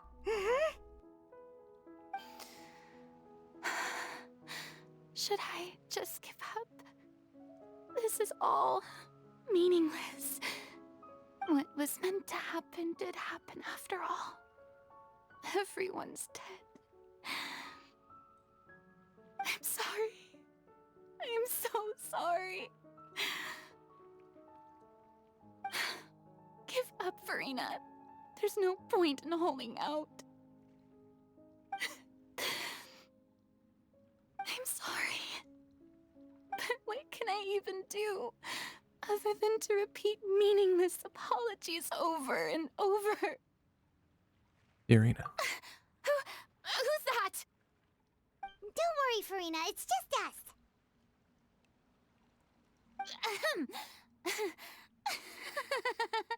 So it is you, blonde traveler from another land. Why, I almost thought you were someone from that mob of my ignorant subjects, come to kneel and beg for my forgiveness. Furina, you were crying just now, weren't you? The tear stains on your face are obvious. What do you mean, tear stains? Oh, I remember. The show at the Opera House earlier this morning was so moving. I'm still trying to process it. Who did that uncivilized rabble think they were, disturbing my enjoyment of the arts? They even dare to tell I love their Furina. Archon. I must teach them a lesson. I can just imagine their twisted and frustrated faces once they realize that I'm nowhere to be found. Oh, and I'm sure Nouvellette and those people from the Maréchaussée Phantom are freaking out right next to them, too. Stop trying to act tough, Furina. You're actually beyond devastated right now, aren't you? Of course not. Hey, there she is! The Hydro Archon's over there! Quick, after her!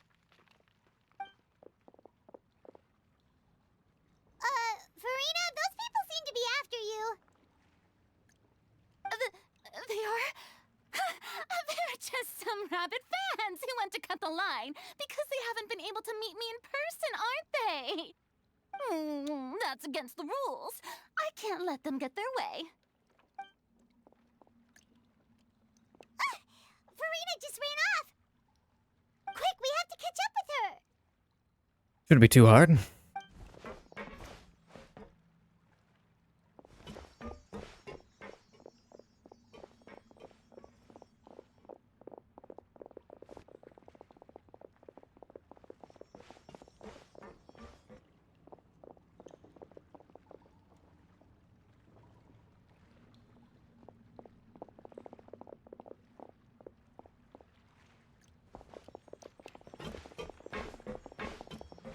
This should be the place, right?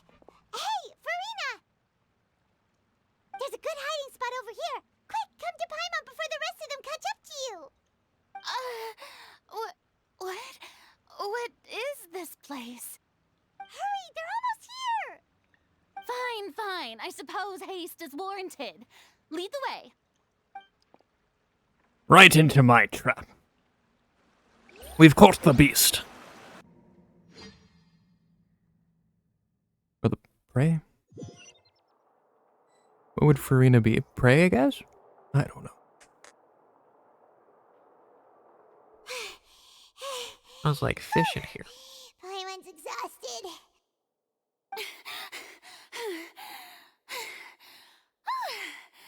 I'm so tired. I totally thought they had caught me. No, I mean, I merely gave in to the sheer enthusiasm they displayed. This place is not what I'd call soundproof. You might want to lower your voice to stay hidden. You're right. Yep, that's a good girl.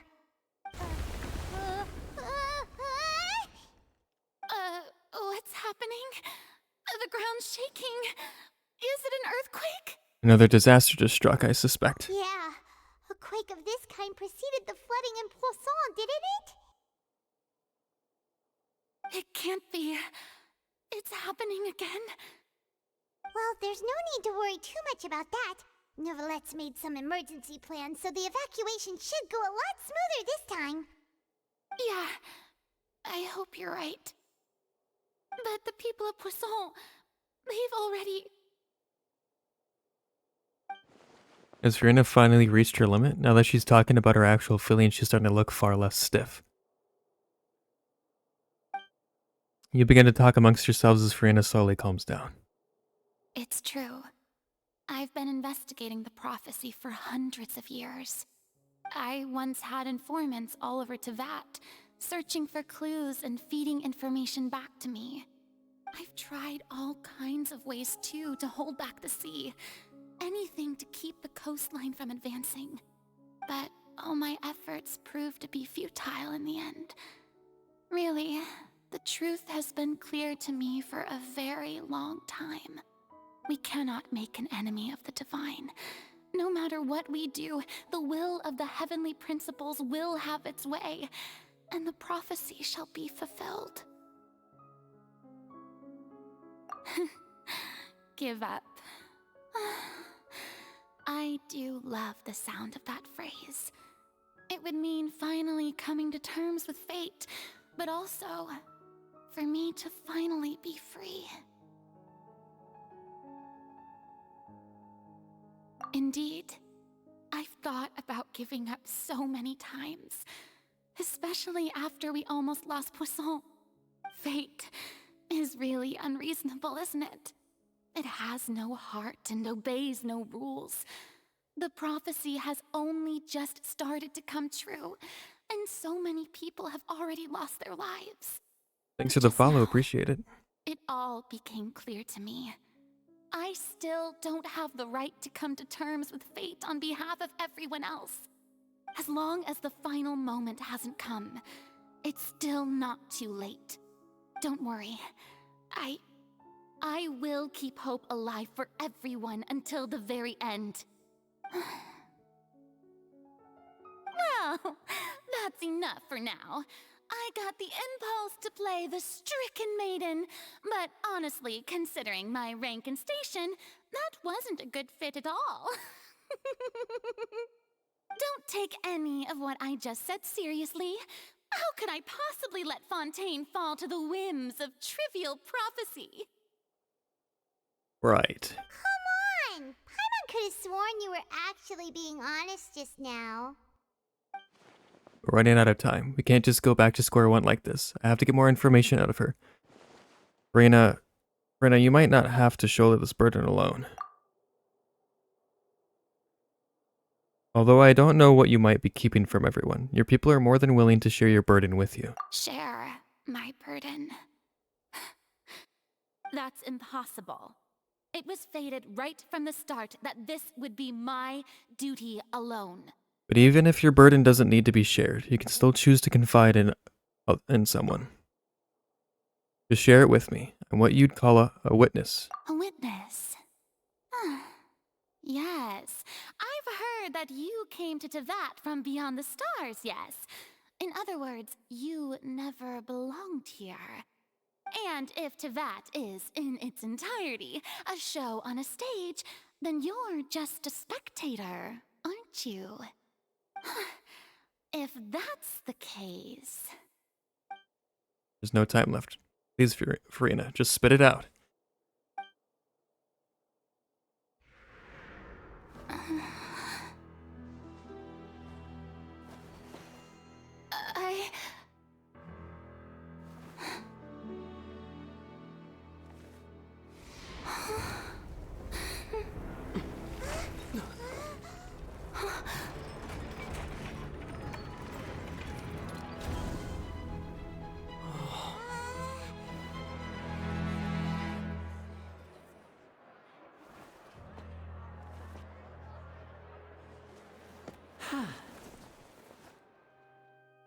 Great timing, Lenny.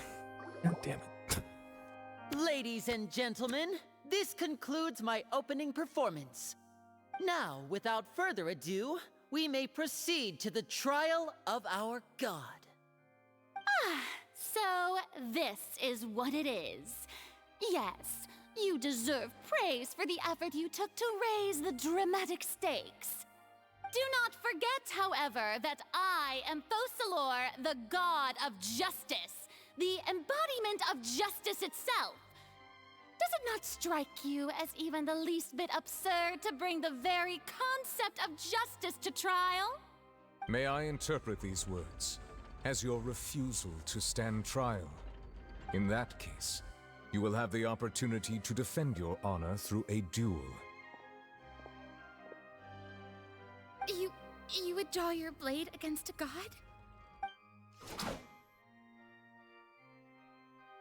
I see. It seems like you have made up your mind.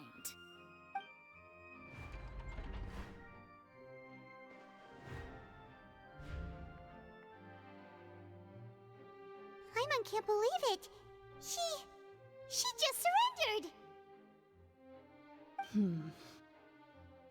What the heck is going on? Did I just see an Archon surrender to a human? Wow, how utterly humiliating. Damn. Lady Furina, what is the meaning of this? It would seem that there has been a misunderstanding. To be clear, the raising of both hands is not always an indication of surrender. Looking for excuses again, huh? I raised my hands just now to indicate my acceptance of the trial. No duel shall be necessary. I will admit that I've been running away for a long time. I'm sorry, everyone. I was unable to protect the people of Poisson. It is my duty to stand trial for my crimes. You are not the only ones to be disappointed in me. I, too, am exceedingly disappointed in myself. But now, it is time for the Hydro Archon to show you her courage and resolve. I, Furina, will use this trial to show the world the true meaning of justice. This time, I will protect you. Applaud and rejoice. One of the most outrageous and fantastical arcs known to the opera epiclese is now unfolding before your eyes. Mark my words, this shall be one of the most exhilarating and brilliant shows ever to grace the stage of Fontaine. The trial of the Hydro Archon, Focalor, will now begin! Woohoo! Woohoo, yeah. Now we're making history. Why does it feel like Furina just took over the whole thing? Like, come on! Didn't she just get forced to stand trial for her crimes? Also, Yeah. even though she's still acting super dramatic, she is taking this seriously this time, right? I hope All right, so. Then, who will be my opponent in this trial? The court asks the prosecutor to please take the stand. Thank you, Your Honor. Is that so? Very well. Then please speak, witness of Tivat, my accuser and fated opponent. We were so close to getting her to tell us the truth, and it still turned out like this in the end. All for Lenny's timing. It's okay though. As long as we can defeat Furina in court, we'll still have a chance to figure everything out.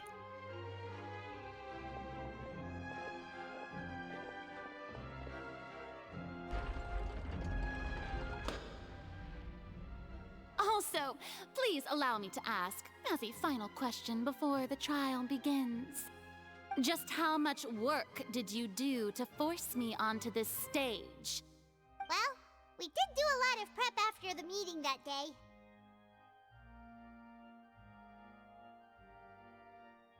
I can go over the tasks assigned to the Spina di Rosula, since they were rather straightforward and easy. Navia, the president of the Spina di Rosula. Most of the people who participated in the disturbance this morning were my subordinates. They changed into plain clothes and came to the Opera House as regular audience members, waiting for the perfect opportunity to incite insurrection against you. The people's resentment against their Archon has been building as more and more of the prophecy is fulfilled.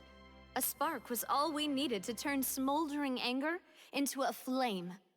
Moreover, according to our understanding and analysis of you, when something like that occurred, you would likely flee the scene and head to Poisson by yourself. So, we arranged for a second group to lie in wait there. So, you mean, the ones who scoured the settlement for me were also from the Spina? And their goal was to force you to step into the giant magic box so you may personally participate in the greatest magic performance in all of Fontainian history. That's right. That house was a magic box, rather than someone's residence. As the super ultimate version of the setup that I used when I first performed at the Opera Epiclese, the volume of the box was increased by a whole order of magnitude, and the distance it traversed was the entire gap between Poisson and Aranias. Its cargo, of course, was an Archon instead of a human. My thanks, Furina. Without your help, we could never have pulled off such an extraordinary performance. You're welcome? Of course, this performance was only made possible with Father's support. The House of the Hearth spent a massive amount of labor in Mora to pull this off. We had to select a location, construct the giant magic box, dig a tunnel, and open up a path through the water. It was a lot of work for all of us. So, in other words, the earthquake that we felt within the giant magic box was just a normal tremor from the transportation of the whole house? That's right. It wasn't a sign of another disaster to come. Sorry about that. We deceived you back there. Then, I can guess Nervilette and Cloran's parts. You gathered a crowd, prepared a stage, and made sure that the champion duelist would be immediately ready for a fight. Also that as soon as I appeared on the stage, the trial may commence without a hitch. Am I right? Yes, that is correct. Well, Clorand, I must commend you for your courage.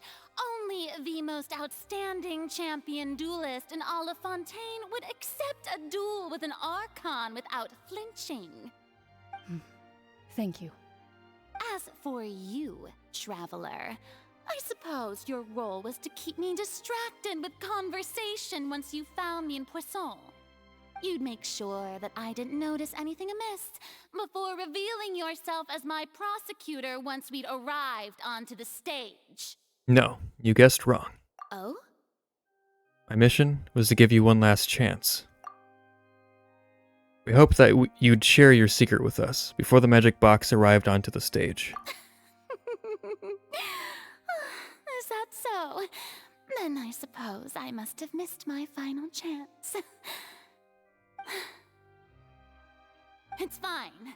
It matters not. What's done is done. The stage is already set, so there's no reason to disappoint the audience. Let's see this trial through to the very end. Yeah, the only thing we can do now is to judge the Hydra Archon. Still, I can't help but be a little bothered by that conversation earlier. What did Furina want to say to me right before we arrived on the stage? Sir Prosecutor, please allow me to pass this along. This This is a document that Miss Charlotte applied for and received permission to share with you during the trial. According to her, it should speed up the proceedings. Okay. Charlotte wanted to give us something? Oh, so she's here too! Hey, Charlotte! Oh, Leb Hymansi. Isn't this the exclusive interview that she did with us before? So she's already finished it, huh? Wait, then that means this document is a perfect timeline of everything that's happened ever since we stepped foot in Fontaine! Alright then. So in other words, we can refer to this anthology of evidence every time we we want to use something from our journey as evidence for an argument. It's a super practical gift. I never would have thought of using it this way. Let's quickly confirm the information in it. Just think of it as a refresher, alright? Alright. You defeated the Hydro Archon in the very first duel you took part in at the Opera House. That's one for the history books, all right. I didn't think that you'd wind up getting to the bottom of the case I'd been following all this time. I guess you could also see this as a happy coincidence. This is the first time Monsieur Nervillette had a difference of opinion with the Oratrice. Even the Hydro Archon can't figure it out. A Fatui Harbinger. She's an extraordinary person. Her instinct must mean something. The fortress of Meripede was almost destroyed in a single day. That I didn't witness that scene personally will always be a source of professional regret, I think. According to Monsieur Nervillette, both Child and that whale should have been in the primordial sea at that time. I nearly lost my awesome friend Navia. To be honest, that still gives me shivers. The words of someone as extraordinary as a witch can probably only be truly understood when something surreal happens to you.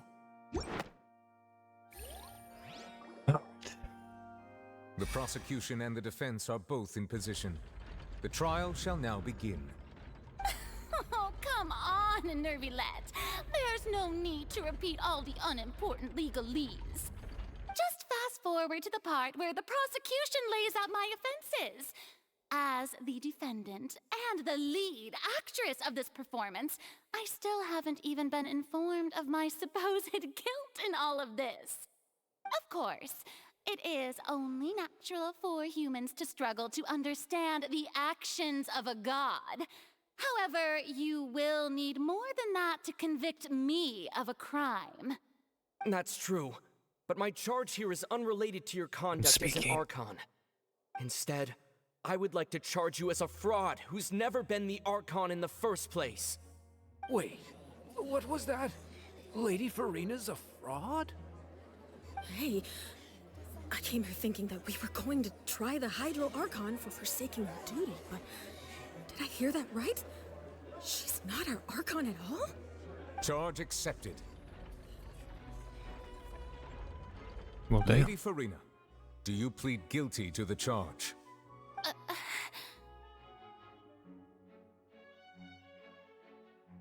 Lady Furina.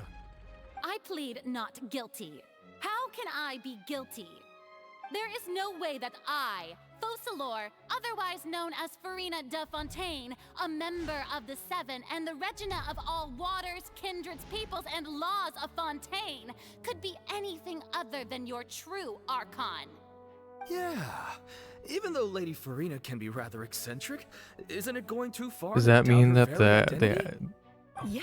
I don't know if it's true or not. Questioned her identity either. Theorizing here. Sure, Lady Furina can The real be Archon super is in the irresponsible, Oratrice. But what Or is the grounds does Oratrice? that prosecutor have to make such a huge claim? I don't know. I have cause Or the to other believe Archon that is somewhere common else. sense will If she's prevail not the in this Archon. case. I think she is the Archon, but I could be Members of wrong. the audience have known me as the Hydro Archon ever since they were born. There would be no fooling their memory. See? Even the Oratrice has decided to show me its favor.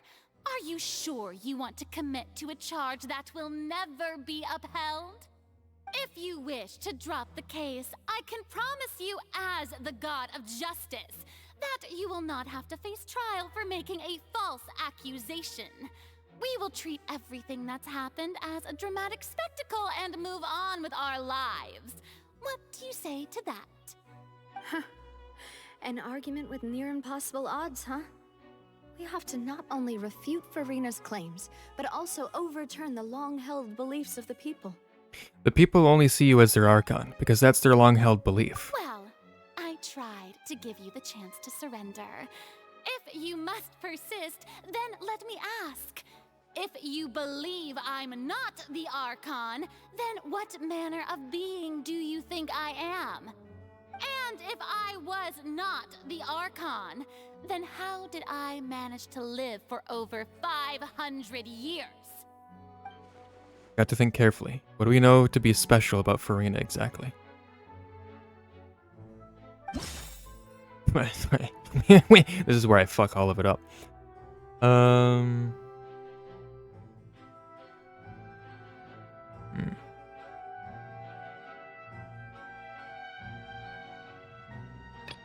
He's a whale! Oh, it tells me what's irrelevant and what isn't. Okay, so everything that's not... Okay.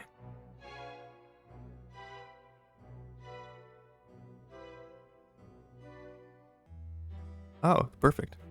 First of all, you may be a member of another long-lived race, which would allow you to naturally possess an extended lifespan. And second of all, even if that wasn't the case, there could be other ways to extend your life. Such as a curse. Who gave you that idea? Was it the knave? You'd sink so low as to use a harbinger's words against me. It doesn't matter who gave us the information. What matters is the veracity of the claim. Veracity. I once thought it possible that the aura of an Archon might naturally resemble a type of curse.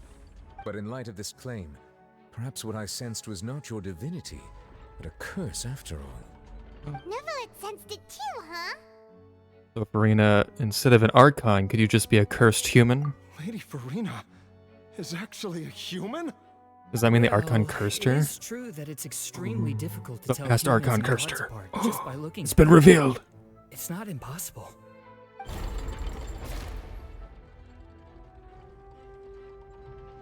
Well, don't start celebrating too early now. Even if I have been carrying a curse like you said, how does that prove that I am merely a human being?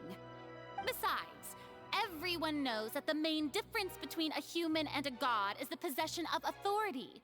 Gods can do what humans cannot. That's why they're worshipped as gods. But have you done any godly For acts? centuries, manifestations of my authority have served the nation of Fontaine. One need only to turn their eyes towards the Oratrice Mécanique d'Analyse Cardinal in this very opera house, or consider the endemnitium that is used in every aspect of life. Wait, that one trial proved the opposite. Furina actually has no control over the Oratrice at all. Yeah, child's thing. You tried to reference the Oratrice. But weren't you as confused as all the rest of us when the Oratrice declared Child to be guilty without any proof? Otherwise, you should have come up with a good explanation for that by now. Didn't I make myself clear at the time? The decisions of the gods are naturally difficult for humans to comprehend. There is no need to provide an explanation. Lady Furina, I believe a reminder of your current circumstances is in order. While the court is in session, the principles of justice and the law must come before all else. While you are an Archon, you are also first and foremost the defendant in this trial.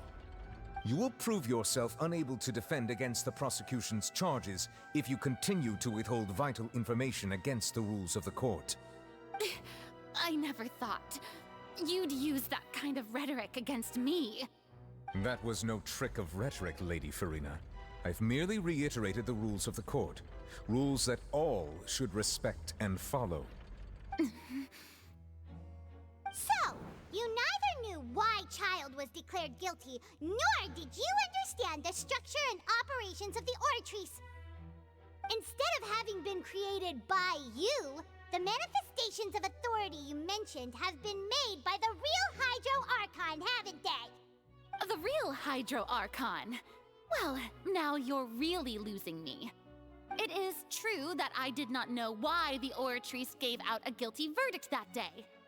But the Oratrice handed out that verdict unilaterally, and it has been operating independently ever since it was first created. You can't argue that just because a divine creation is flawed, that the god behind it must also be no god at all. She's still throwing out all kinds of excuses. Seems like she's confident that we won't be able to produce proof that she has no power over the Oratrice. Alright, I know we're in the heat of it, but I'll be back real quick. Just 5 seconds. I'll be back.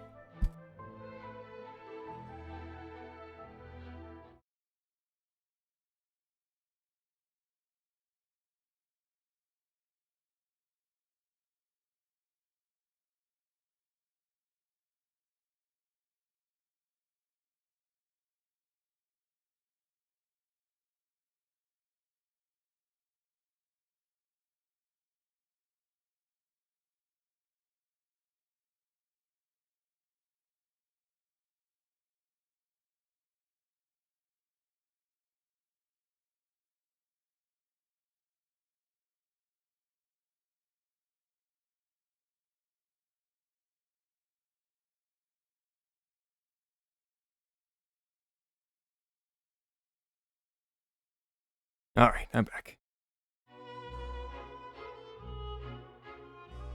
Okay. Sure, we can put the Ortrees aside for now, but then Miss Furina, could you give us a brief demonstration of your power as an Archon? My power as an Archon. There are many ordinary citizens in the audience. How can I just carelessly demonstrate the formidable power of an Archon? If that poses a concern, I'm prepared to extend my protection to the audience. You don't need to go that far. A brief demonstration of your power over Hydro should be quite harmless. Surely an Archon can at least match the capacities of a human with a vision? Aren't you the Hydro Archon? Or is it that you can't even wield the power of Hydro, much less the authority of a god? Indemnitium! Yes! It's all because of Indemnitium! All Archons derive their power from the faith of the people, and I've converted the people's faith in justice into Indemnitium! Thus did I give up all of my divine power to provide everyone with energy for their daily lives. Have you ever seen a more magnanimous god? Isn't that a huge stretch? Yeah, no matter how generous an Archon can be, how could they give up all their power? Can a god with no power even still be called a god? It seems like nobody's buying Furina's excuse. Hey, come now, everyone. Please don't stare at me as if I was a liar. I'm still the same Furina you knew, right? The one that you loved. Shouldn't you want to believe in me? Please? You've got to believe me. If what the prosecutor said is true, she really has committed a grave offense. Did she deceive all of us? And all of our parents and grandparents too? And then all of our ancestors? Ever since they were born? Enough. That's enough. Tell me then, if I'm not the real Hydro Archon, then who is? If you have no evidence of another Hydro Archon's existence, nor can you find anyone who can back up their claim to be such, then what grounds have you to say that I'm not actually the real deal? Wow, she came up with yet another argument. How can we refute her now? Seems like she really doesn't want to give up. If we can't prove that she isn't the Archon, we can try to prove that she is just a human, and if she's only human.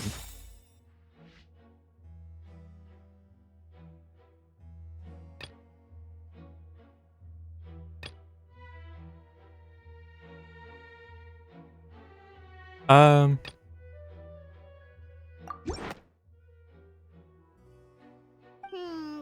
doesn't sound right. Damn it. Emma doesn't think this clue can be used as... Yeah, I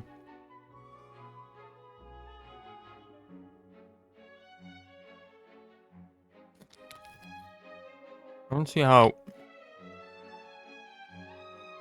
any of these have a connection.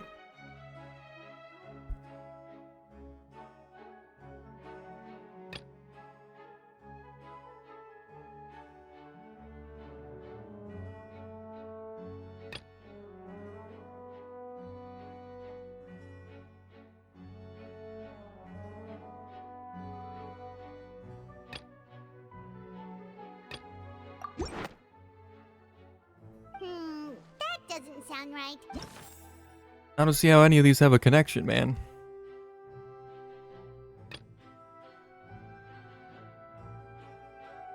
Oh, fuck. I don't know, I'm just gonna click on all of them. One of them will work. Established that all Fontainians can dissolve in water from the primordial sea. And that means... Since you insist on claiming to be a god and not a human, then there's a method that you can use right here and now to eliminate all suspicions of you being the latter. Miss Navia, please apply to serve as a temporary attorney for the prosecution before addressing the court. Though you act in partnership with the prosecutor, you must still adhere to proper procedure. Super sorry, Monsieur Chief Justice. I swear this really will be the last time that I'll speak out of turn. Now, I've brought some seawater from Poisson. As everyone knows, a massive flood struck the area not long ago, taking many lives, including those of some of my closest friends. So, Miss Furina, would you dare to touch some of this seawater? If we are to believe that you are indeed the real Hydro Archon, touching this seawater would have no effect on you. All it should do is strengthen your case. But if you don't dare to touch it, then we would have basically proved the reverse. Oh, and I must remind you that after the disaster at Poisson, nobody wants to see any more people dissolve. I do hope you'll act prudently and choose the simpler path of admitting guilt. Navia from the Spina di Rasula. The Spina has governed Poisson for many years. I guess her suggestion is valid.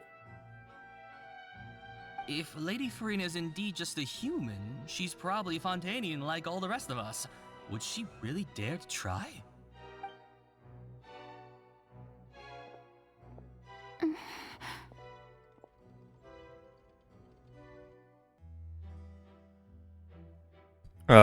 Furina? Lady Furina, this test has been unilaterally proposed by the prosecution. As it falls outside the realm of standard court proceedings, you possess the right to decline participation. Well, of course he had to tell her that. But refusing to participate is basically the same as a confession of guilt. She's just staring at the water without saying a single word. It really does seem like she's quite terrified of it. That could only mean... What's going on? Is she really planning to...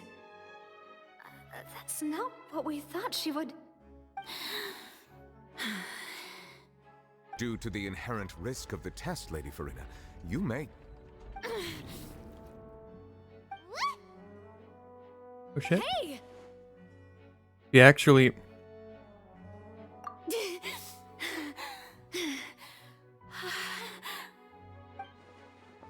I'm fine! Look at me, everyone! My hand is still here! I haven't been dissolved! Will you believe me now? I really am your Archon! No, she's just not from here. Human who would fall apart as soon as they touch this water! Really? Was this not the most obvious thing in the world? Miss Siegewin? If you're present, Miss Siegewin, please come forward and attend to the defendant. Siegewin? Don't be nervous. It'll just take a few seconds. Let me see. That should be enough. Please announce the results of your evaluation to the court, Miss Siegewin. As everyone doubtlessly saw, Miss Furina was displaying symptoms of hyperventilation and flushed skin. These indicate that she was experiencing the adverse effects of exposure to primordial seawater. The extent to which she was affected is the same as other humans when exposed to primordial seawater of a similar concentration. Thank you, Miss Siegewin. Lady Furina, you may return to the defendant's stand. Oh, wait. What did she just say? I didn't get dissolved! Shouldn't that be enough to prove my innocence? Well, considering your tendency to run from your problems, we did originally prepare a direct sample of the seawater around Poisson. However, after extensive discussion, we exchanged it for a sample that is not concentrated enough to dissolve an actual human. After all, bro, on the freaking off out, chance bro. that something entirely unexpected might occur, we don't want anyone else to lose their life to the sea. Yeah, so out of regard for Furina's life, you secured a low-concentration sample and asked the head nurse to serve as an expert witness. It's a great thing that the direct sample wasn't actually used. Furina could have... I can't believe... You... What's really going on here? Fiona can't have not known the consequences of touching that water as a human. This is too unlike how she usually acts. Unless it's actually more important for her to keep up her facade than to save her own life? But hadn't she given up on everything a long time ago? Listen to me, everyone. Please don't give me such cold and disdainful looks. What happened just now didn't prove a single thing! Think about it! How can you conclusively prove that an Archon can't also be affected by the primordial seawater? Also, if I was really just a human, why would I dare to just put my hand in that kind of water?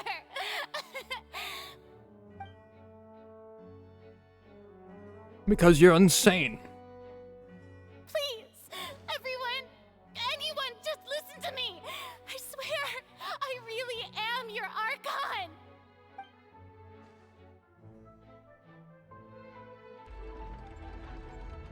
Damn.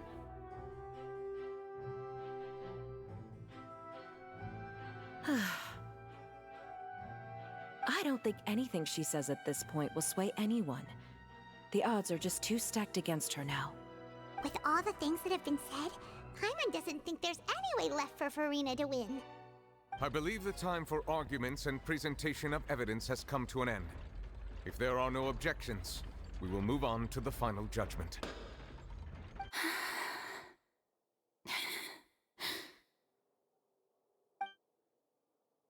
I don't think anything she says at this point will sway anyone. She's too stacked against her now.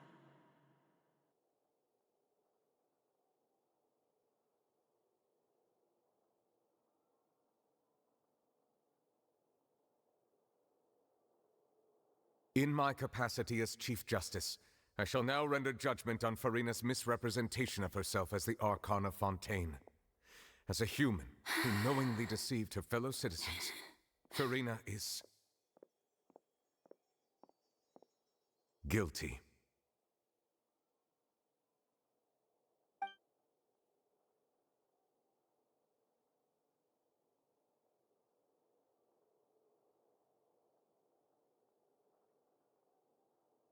We shall now turn to the Oratrice Mécanique d'Analyse Cardinale to render the final verdict on the charges.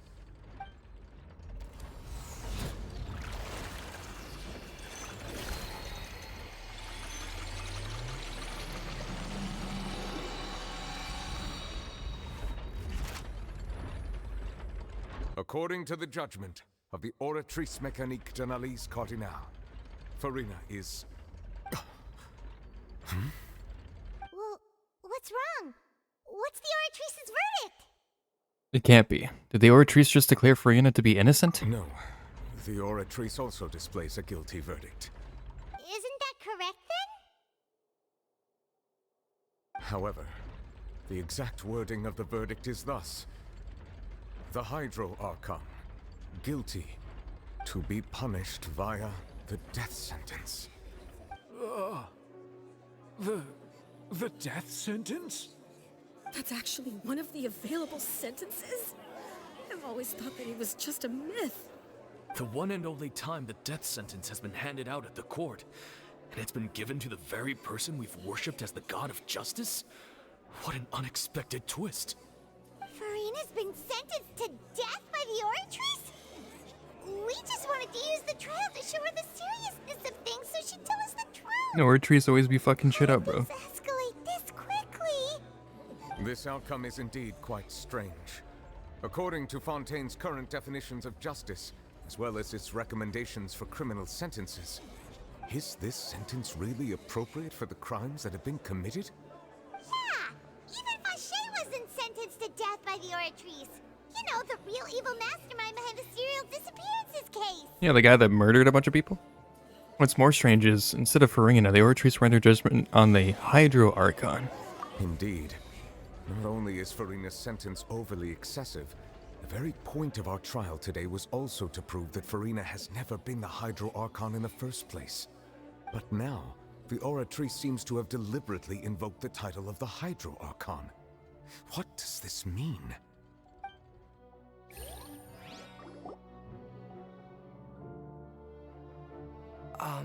Excuse me, if I may interrupt. Sit down! I mean, sorry, what?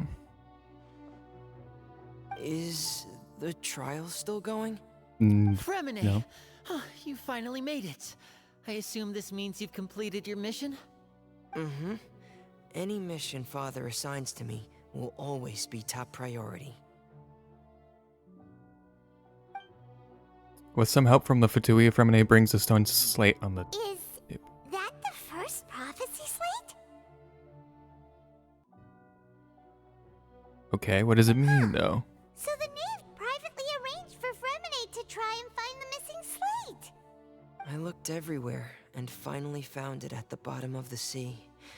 It took me a long time to get around some dangerous stretches of water. But has the trial already concluded? Then doesn't that mean I've come too late? Oh no. Father will be disappointed in me. Don't worry, the mystery hasn't been resolved yet. It's still too late for you to shine. Still not too late for you to shine. I can't read. Thank you for your hard work, Mr. Fremine. Please allow me to review the record left on the slate. Traveler, I believe that you have already seen the other existing slates, and would like you to come here and confirm their contents.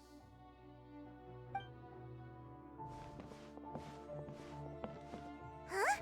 So what do you see? What is it? This looks like... previous Hydro Archon releasing her divine power, turning the Oceanids into human beings. I believe I've now made sense of the Hydro Archon's crime. It has to do with Fontaine's lost history. Huh? Isn't the Hydro Archon just guilty of deceiving her people? Oh, wait, no, that's Furina, and we've already proven that she's not the Hydro Archon. So when you say Hydro Archon, do you mean the real Hydro Archon we've been kinda talking about? In truth, everything that you've encountered in Fontaine up until this point can be traced back to the contents of these stone slates. However, I'm uncertain as to how much sense they currently make to you. An association between the contents of the slates and the events in real life. Okay, let's try to recall the contents of the other 3 stone slates. Paimon will do her best to help you remember.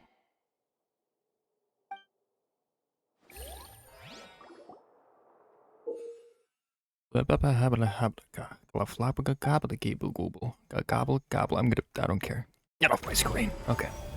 Real events related to the prophecies of the prophecy slates. The first stone slate describes what you just said. It seems to show the previous Hydro Archon using her divine power, and then the Oceanids turn into humans.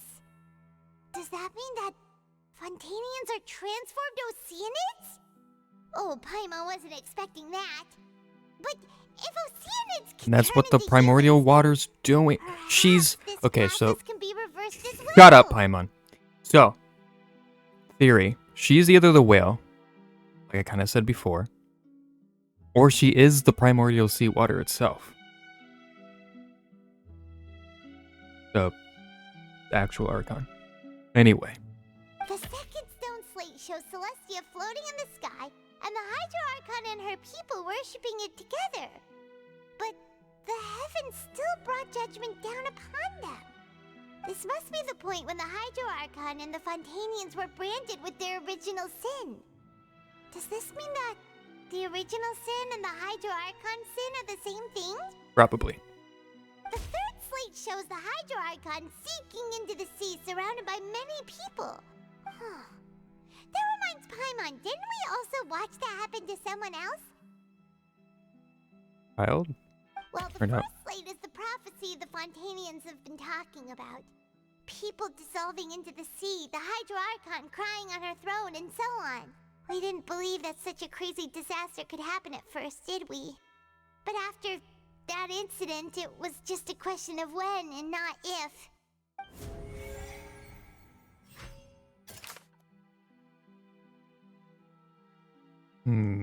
Stone slates in the ruins showing the prophecies describe a history of the future. The first piece that was originally missing has been found by Furina. It seems to show the former Hydro Archon using divine power to turn Oceanids into people.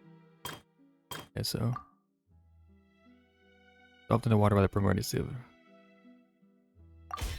We know from the case of the serial disappearances of young women that All wrong, Fontainians bro? can be dissolved Crazy. in primordial seawater. And the first stone slate tells us that long ago, the Hydro Archon used her power to turn Oceanids into humans. This might be the reason that Fontainians can dissolve. Because they're not human.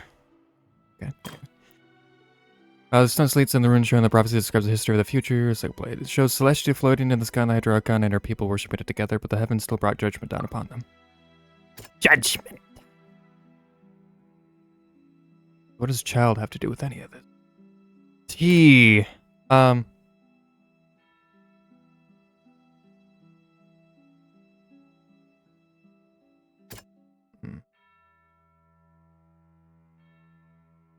E. T. What am I looking at? Judgment. Judgment. Judgment. Perhaps what is about to take place has all happened before. The true sin of the Hydro Archon that Nervalet mentioned, and the original sin cast down on the people of Fontaine by Celestia, as recorded on the stone slates.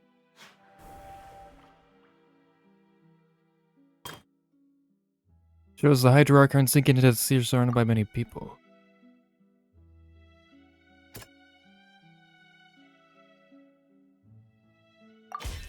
It's not as simple as falling into the sea. When Navia fell into the sea, her consciousness was subjected to judgment. The stone slates show the people gathered around the Hydro Archon in the sea. Could that be alluding to the same thing? Shows a scene that is basically identical to that described in the prophecy circulating throughout Fontaine. Fontainians will eventually be dissolved into the sea and the Hydro Archon will sit alone on her throne. There's Novelat. The entrance of the bride will seize beneath the fort. What is it? No, okay, it's not. Then it's probably child. It's not child, it's Novelat. What? Okay. The prophecy from the stone slates yeah, found its way sense. into society. But not many people believed it at first. The fortress of I was going on a was roll nearly to the last flooded one, with man. Primordial seawater, which we know can cause Fontainians to dissolve.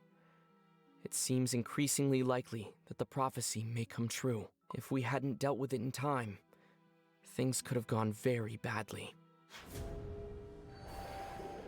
We did it. They'll dissolve into the primordial sea but won't cease to exist.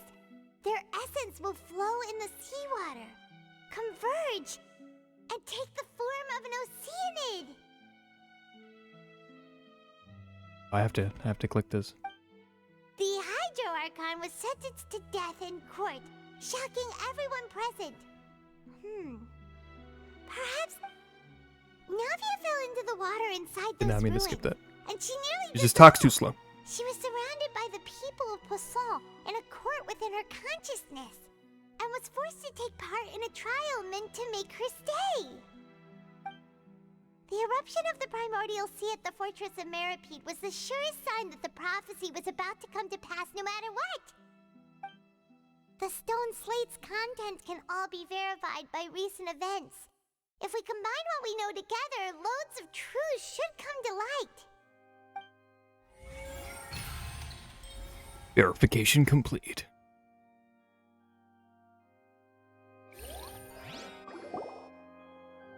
Cutscene? Huh? Oh, Paimon gets it now! So that's how you can make sense of it! But then it feels like we're going to have to share some truly shocking revelations! Aren't we already doing Let's that? hear them. The first slate reveals that Fontainians are not real humans. Incredible. Linny, did you hear that? We're not real humans. All Fontainians were originally created by the late previous Hydro Archon, with Oceanids as their basis. The evidence for that can be found in how only Fontainians could dissolve in primordial seawater, and how all the girls Vacher dissolved were also turned into Oceanids. Oh, and according to Navia, when she was about to get dissolved, she also saw everyone gathered around for a trial, all of them in the shape of Oceanids. Indeed. The second slate reveals that the crime of the Hydro Archon was her creation of Fontainians from Oceanids. Yeah, and it follows from the content of the first slate that she probably angered Celestia by creating humans without prior permission. That could also explain why the Oratrice judged the Hydro Archon to be guilty. It's to account for that ancient sin. The Hydro Archon's true sin?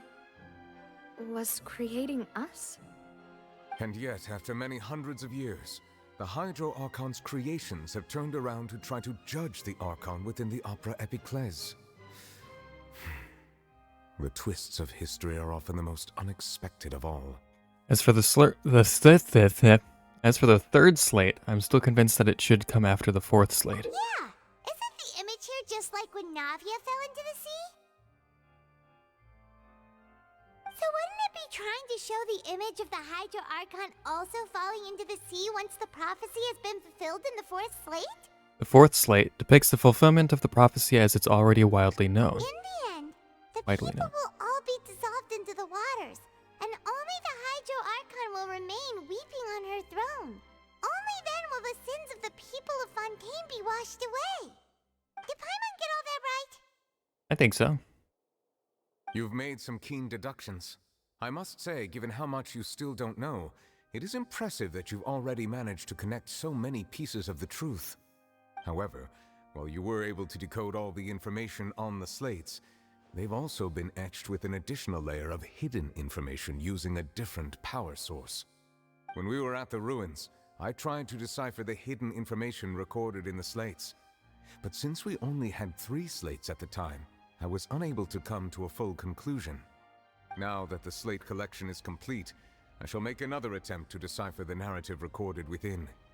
If everything goes well, we should finally be informed of the unadulterated truth.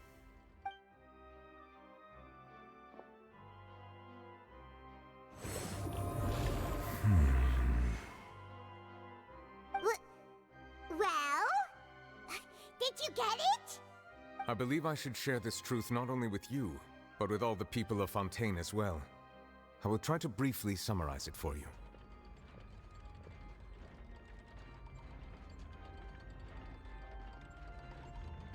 Your hypotheses regarding the origin of Fontainians and the sin of the Hydro Archon were both correct.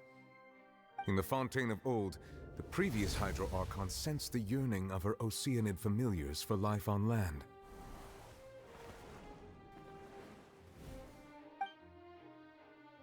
The Oceanids were enamored with the beauty and romanticism of human beings, and wishing to have those experiences for themselves, expressed to the Hydro Archon their desire to become of a similar kind. However, even though water as an element is intricately linked with the power of life, the Hydro Archon, as one of the 7, did not possess the authority to create a new form of human life. Not one to give in, she eventually found a way to create permanent humanoid bodies for her familiars by appropriating the power of this planet's primordial sea. She poured primordial seawater into the Oceanid's blood vessels, creating humanoid mimics in the process. But if Fontainians were to ever come into direct contact with water from the primordial sea, the power within their bodies would escape these artificial restraints and return to the sea. As a result, their forms would collapse, and they would be reverted to their original forms as Oceanids. Of course, the Hydro Archon never received permission from the heavenly principles to create a new human race. And thus, the Hydro Archon and all of her creations came to shoulder the original sin of appropriating the power of the primordial sea. That is the true history of how the people of Fontaine first came into being. So we were all Oceanids before we turned into human beings? That's way too much information for me.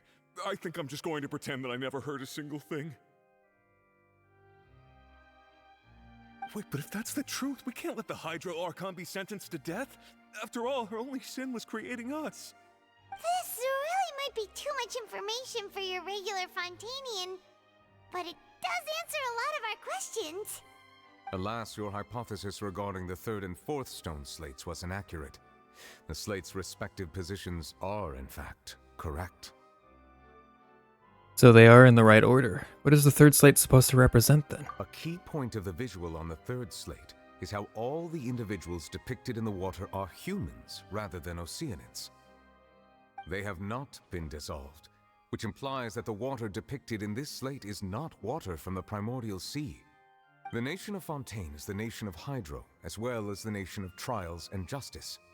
Instead of being the literal element, the water in the scene symbolizes judgment and justice. You may also recall Navia's experience.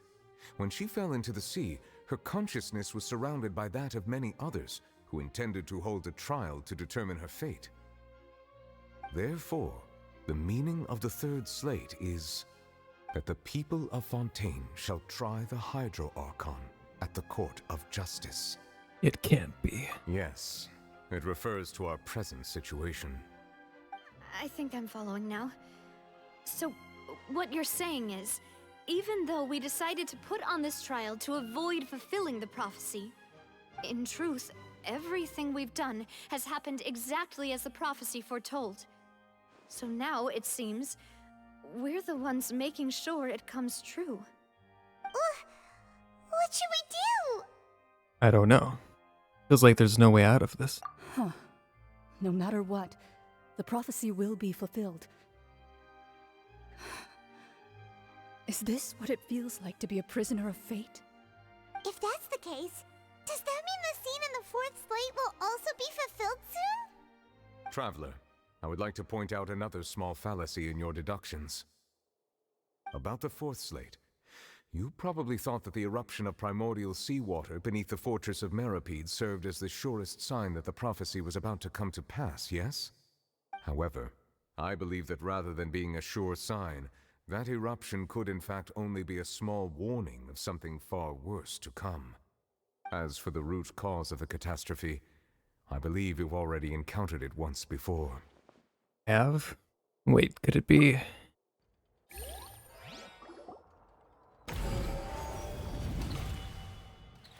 I have to do more of this? This Bro. eruption was just a small warning of the things to come. We must find the root cause of the disaster.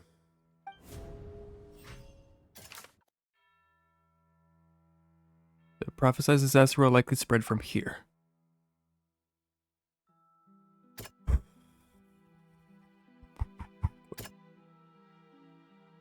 Okay.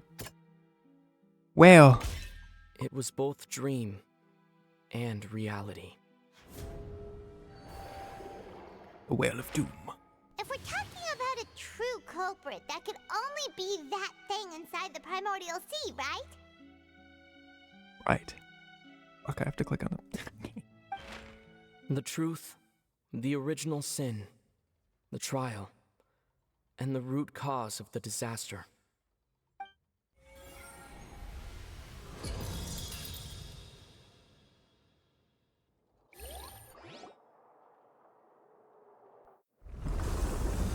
Oh, shit.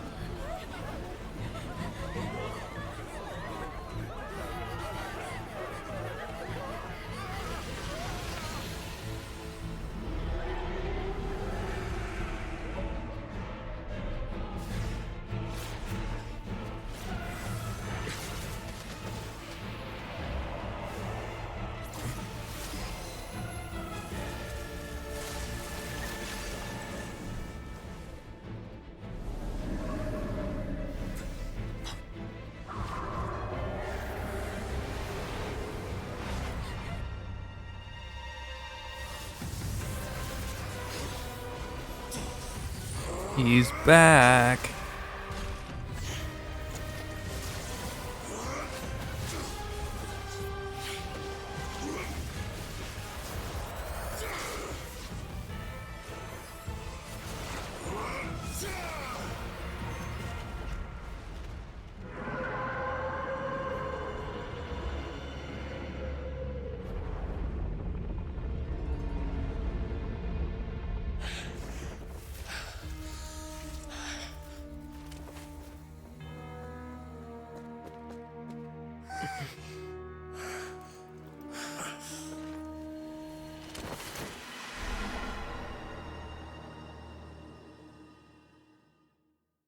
Is that hole just gonna stay there then?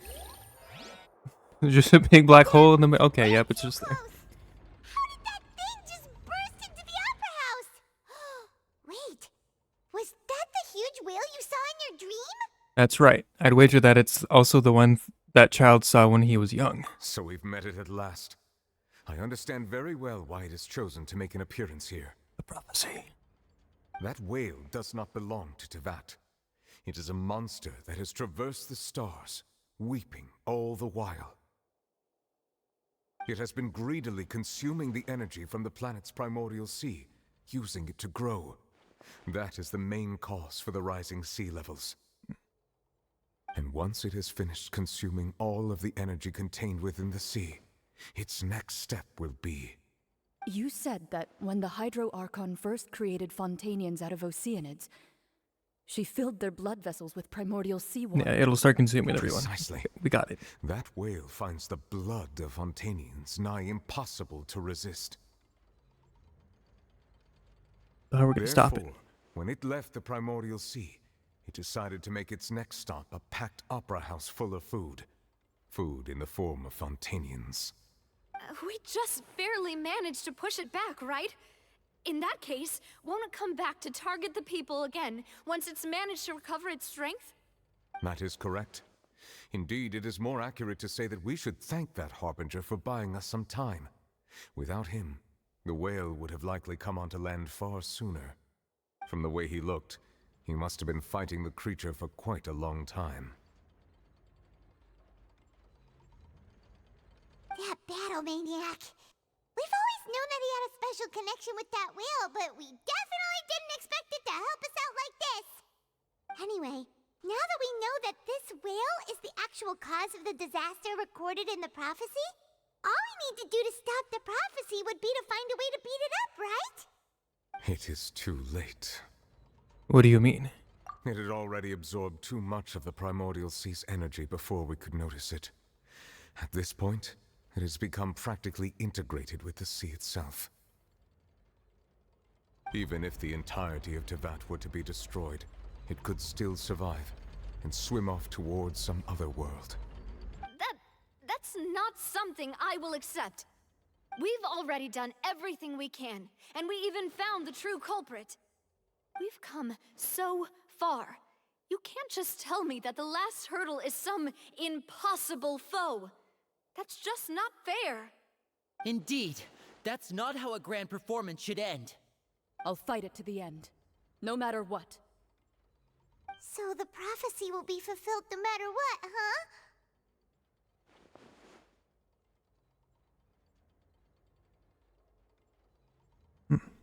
The prophecy. Yes, what has been prophesied will be fulfilled. You may view such things as the history of the future. After everything, it still turned out like this. We couldn't fight against fate. Wait, but if this is all about fate... Just as prophecies are usually only the future as seen from the perspectives of the gods, could things be happening in hidden corners where the gods' gaze does not fall? Ultimately, fate shall serve as your only guide, no matter what will happen in Tevat's future. All you need to do is to play your part. Could it be that even if the prophecy will be fulfilled, there will still be a way to save everyone? Did I miss something? Wait, I forgot about Furina. What was it that she wanted to say to me at the last moment in the giant magic box? Was it her real secret? The Oratrice is doing stuff.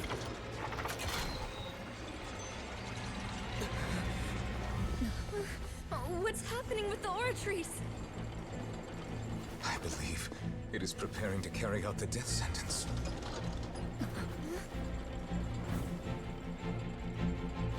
Furina!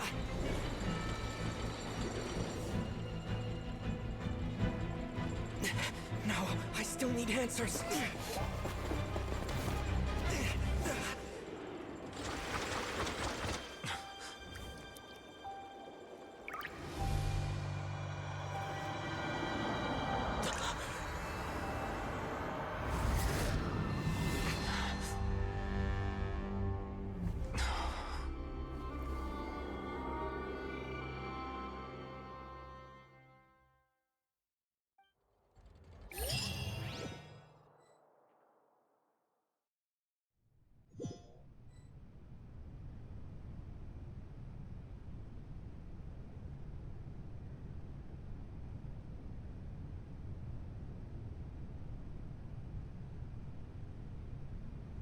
You...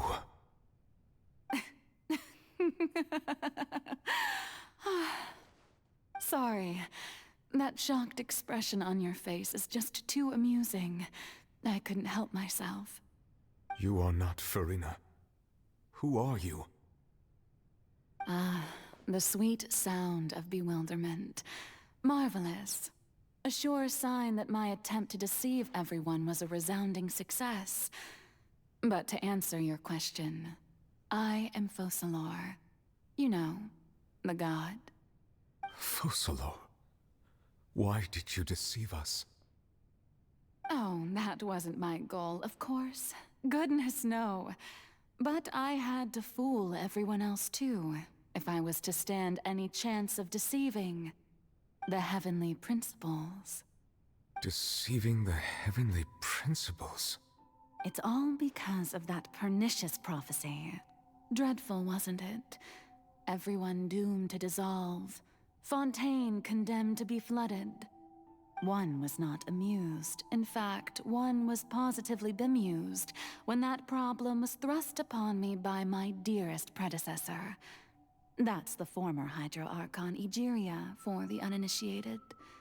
It hardly gets more disastrous than a preordained national catastrophe, now does it? She knew full well that the prophecy would surely come to pass. And as one of the seven, she also knew full well that one defies the heavenly principles at one's peril. So yes, as you have no doubt surmised, it was a rather impossible situation that I found myself in. I spent a terribly long time mulling it over, alone on the ocean floor. And I was almost growing barnacles by the time I finally realized there was only one possible solution to this confounding conundrum. I had to outwit the heavenly principles, allow the prophecy to be fulfilled, ostensibly at least, while saving everyone at the same time. I'm a genius, I know. I can only assume that's why Egeria chose me as her successor. Although, looking back now, it was hardly the inheritance one dreams of. Between the task of saving the nation, the quotidian duties of the Hydro Archon, and not to mention the original sin of creating a new race of humans, I dare say she left me quite a colossal mess to clean up. But one can only play the hand one is dealt. I did not choose this, any more than I chose to be one of her Oceanid familiars. So you were also once one of the Oceanids, transformed into a human by Egeria's hand? Yes, I was. I always dreamed of becoming human. And I still do, even now. In my eyes, to be human is to be part of the greatest opera ever known. After becoming a god, I separated my divinity from my body and spirit, leaving behind only a self that was as naive and bewildered as my past self on her first day as a human being. The me you see before you now is that divinity.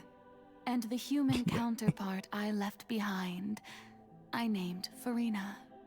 She could feel joy, sorrow, and everything in between. She could be as vain and conceited, or as meek and vulnerable as she wished.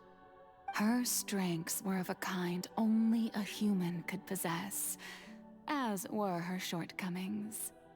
But in my eyes, Furina's humanity was what made her perfect. She was perfectly human in every way. The person I always wanted to be.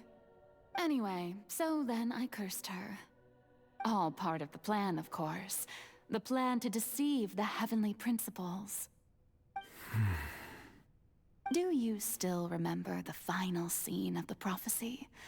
The Hydra Archon, alone, weeping on her throne. In order that the prophecy might appear fulfilled, I invited Furina to be an actress, to play the part of the Hydro Archon in the prophecy.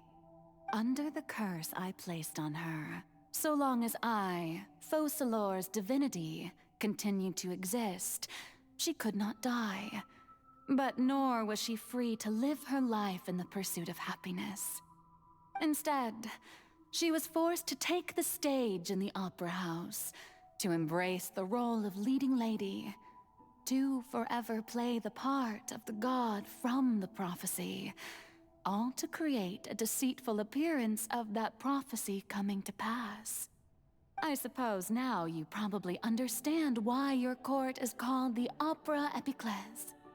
But Furina is only human, isn't she? Even though she has had a long life, her mind is no stronger than that of any other ordinary human being.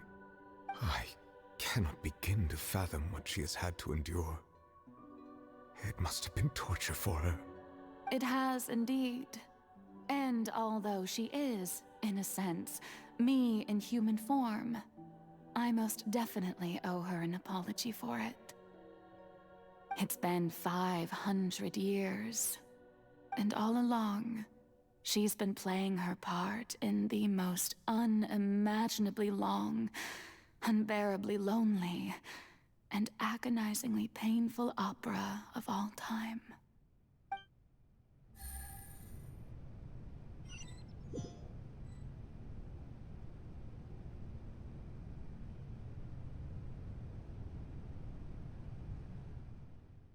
Came into contact with Furina's tears. If I remember correctly, tears often contain a being's strongest emotions.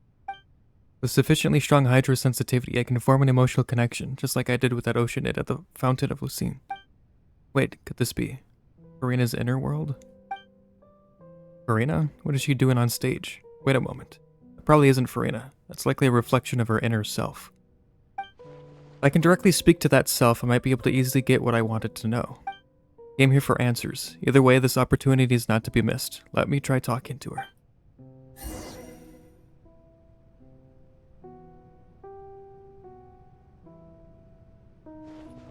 Alright. I have to go around. Around.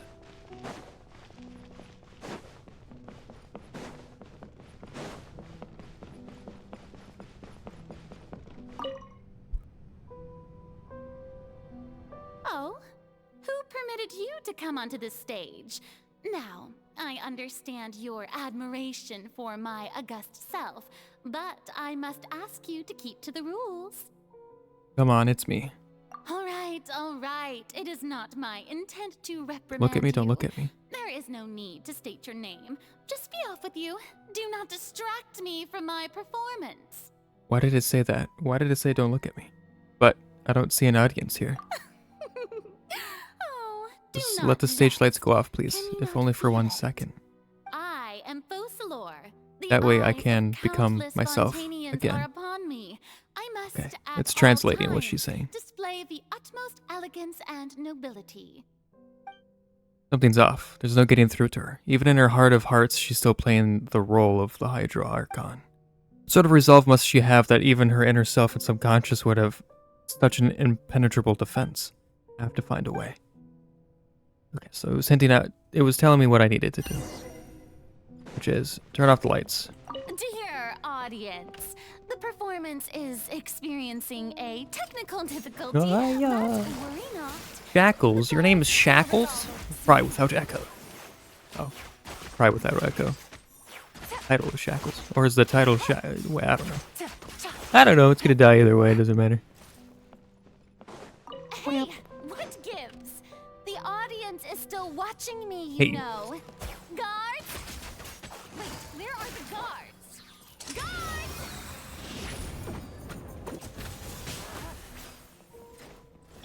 Zappy zappy. We'll see about that.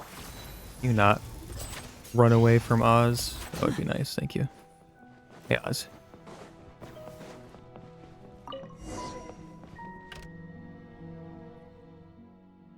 That's all the spotlights turned off. In Furina's heart, they must have symbolized the eyes of the people on her. Speaking of which, I think I just received some sort of signal. Was that her true voice? Ticket. When did that end up here? I got a golden ticket.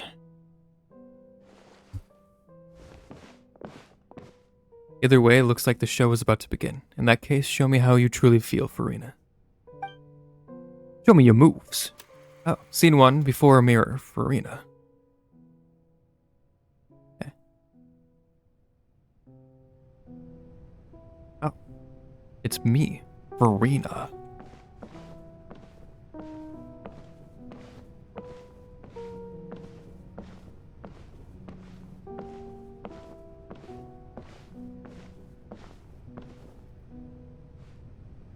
Furina. Furina. Huh? Who's that? Who's calling me? Where are you? Be not nervous. Be not afraid. I am before you. Wait a moment. You're mirror me? How can this be?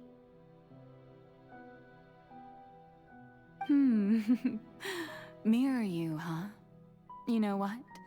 That's not bad. Let's go with that. Mirror me? What do you wish to say? The prophecy. Have you heard of it? What prophecy? Wait. I know. I think. I don't know why, but it's in my head somehow. The people will all be dissolved into the waters, and only the Hydro Archon will remain, weeping on her throne. Only then will the sins of the people of Fontaine be washed away. Oh, very good. You know it well. What's going on? I can't seem to remember anything clearly. The only thing I know for sure is this prophecy. Will it really come to pass? Yes, it will. And that is why I've come to you. Disaster will come to Fontaine sooner or later. Things will develop just as the prophecy declared. There is no escaping it. But doesn't that mean everyone will die? I'm a Fontainian just like them. Will I dissolve too? Oh, don't worry. Magical meetings exist in this world precisely to give people a chance to turn things around. It is the reason why you met me today. I will tell you how to save everyone, but you may have to suffer somewhat. Oh, so there's still hope after all. Goodness, you frightened me. You spoke so much and with so much certainty. As for the suffering, well, I will admit that the first thing that came to mind was, why do I have to be the one to suffer? But if the prophecy will come true, I'll also die anyway, right? So if I've already met you as my magical meeting in this world, if there were scales, with all the people of Fontaine on one side, and my pain on the other, is it not obvious where the scales should tilt? You truly are the perfect human, my ideal. I suppose this would also be the justice that belongs to you. Huh? Don't worry, it's nothing. Listen well. Fontaine has just lost its Hydro Archon. I need you to play a role, that of the new Archon. Play as a god? That's right. You must begin a never-ending masquerade. You must never let anyone suspect your identity. If you can keep it up, then I shall have my way of defying this prophecy. But should your identity be revealed, then all hope will be lost. But how will I do this? A human assuming the role of a god without being exposed. Don't worry. What you must do is not to turn yourself into a real god. You simply need to play the role of a god as humans imagine them to be. Being a human yourself, I'm sure you already know what such an entity would be like. Remember, your true challenge will not be pursuing divinity, but contending against humanity. I'm still not sure I understand, but I'll try. I'll try to do this. So, how long am I going to have to play this role? To accomplish this mission, you will have to stay on the stage for many, many years. You will endure and not grow old until your task ends. But I promise you, all will eventually end in a magnificent and dramatic trial, and everyone will be saved. A trial, huh? How exciting. I'll be looking forward to it. Scene 2, Accession speech. Furina.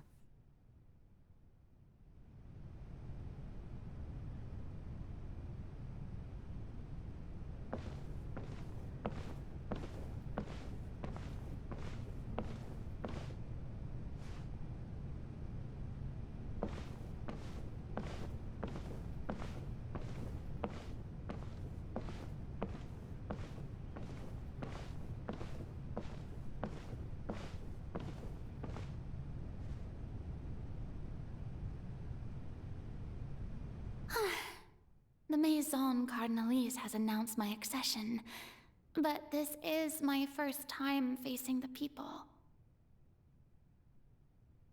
What should I say to most appear like a god? To be honest, I still don't know. Perhaps I should first try to act natural. Summon courage. Ladies and gentlemen, good evening, and welcome to the Opera Epiclese. I'm sure you've all heard about how I have taken on the role of Hydro Archon. Indeed, I am Furina de Fontaine, your new Archon. Appear earnest. In truth, I know little about becoming a nation's new god, but it will be my honor to guide you all. As the god Focalor, the god of justice, I shall do all within my power to lead you into an age of fairness and justice. Close politely. Once again, thank you all for coming. If you should have any questions or suggestions, please send them to the Maison Cardinalise. The future of Fontaine will require us to work together, after all. This should do it. I thought I might stammer, but thankfully, I was able to convey my thoughts just fine. Okay, and next. That's the new Hydro Archon. Is this some kind of joke by the Maison? I would have thought that a being that surpasses humanity would be a bit more assertive. Hey, did you hear that? She even told us to send her suggestions there at the end. Shouldn't gods be all-powerful? She's being so modest. What's the difference between her and an ordinary person, then? If you ask me, perhaps the succession didn't actually happen. She might just be a Maison-back puppet. Wait, what's going on? Why is everyone suspecting me of being a fake? Oh, this is bad. If I get exposed here, there'll be no saving the people from the prophecy. Right.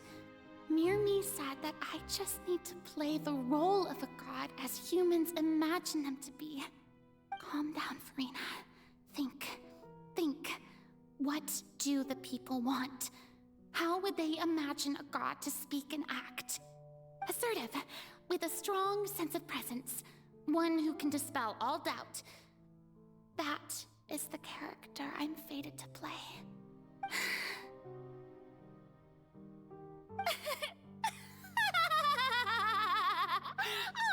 Oh, very good, my people. Only ones such as you are deserving of my rule. I was wondering if some weak puppet were to one day come onto the stage and claim ownership of this opera house, would the children of Fontaine follow them? Well, it seems that you would all see right through them. Having passed my test, you are qualified to witness wondrous trials alongside my august self, here in this opera house. You may consider my previous act a door gift of sorts. I thought it was a debut that suited the atmosphere. Now then, let us be reintroduced. Ah, so that was just a performance. How could I have forgotten that we were inside an opera house? Her personality.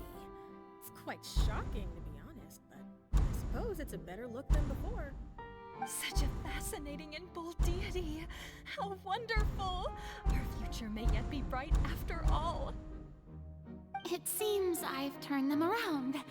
Best follow this flow and restart my accession speech. Summon courage resolutely with conviction. My dear people, whether you acknowledge me or not, whether you trust me or nay, I say to you, keep faith in your ardor for justice. We have heard it said that this nation's sins can no longer be washed away. Well, I say that justice is most fragrant when it blooms amid sin. Appear earnest, turn up the drama. The scales of justice should not weigh heavy in the hands of its God. On one side, it must carry fairness and justice. And on the other, praise and applause. May law be the prayer on our lips. May judgment be our worship. Let us light the fires and drink to the future of Fontaine. Close politely, end the speech emphatically. There is no trouble in this world that justice cannot solve. All that is needed is for you, my people, to believe in it, heart and soul.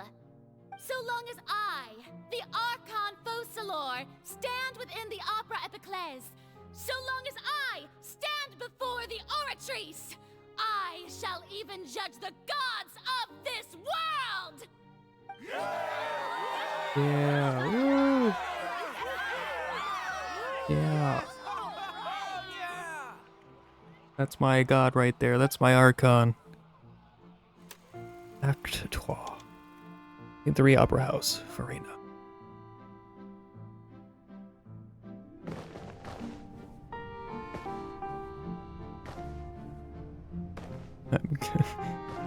Good, Furina? You good? She's a little excited, I think. Oh, I can run now. Yeah, got lots of things. Lady Furina, here are today's case reports, as well as a summary of the follow-up for your perusal. Come now. Was I not just at the Opera House in person? Leave these kinds of things to Neuvillette. Besides, none of these trials were the one that I'm looking forward to the most. If I may be so impertinent, what kind of trial are you truly looking forward to? A magnificent, dramatic, and wondrous trial. A trial to end all things. How could you hope to understand?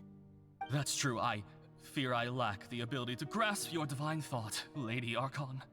No need for fright, and do not take what I said before too seriously. Go now, do your duties. The trial I await. It will come one day.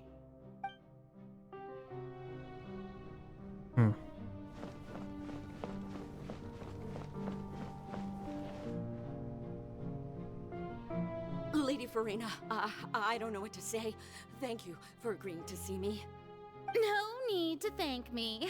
Or rather, thank your own sense of perseverance instead. Long have you stood in line to meet me, have you not? Oh, I'm afraid that's just an inevitable consequence of my divine charm. All right, Deoteria, is it? How is your son's illness? You remembered me, and you knew of my family, too. He is doing much better now, In fact, he is far more of an ardent believer than I. He was the one who forced me to seek an audience with you, and to bring your words back to him. Oh, good. Very good. If this should happen again in the future, please do not hesitate to come and tell me. Going down to citizens' homes every so often, while not usual practice, should serve as a fine change of pace. Ah, you're such a gentle and wise god. Thank you once again, on behalf of my son.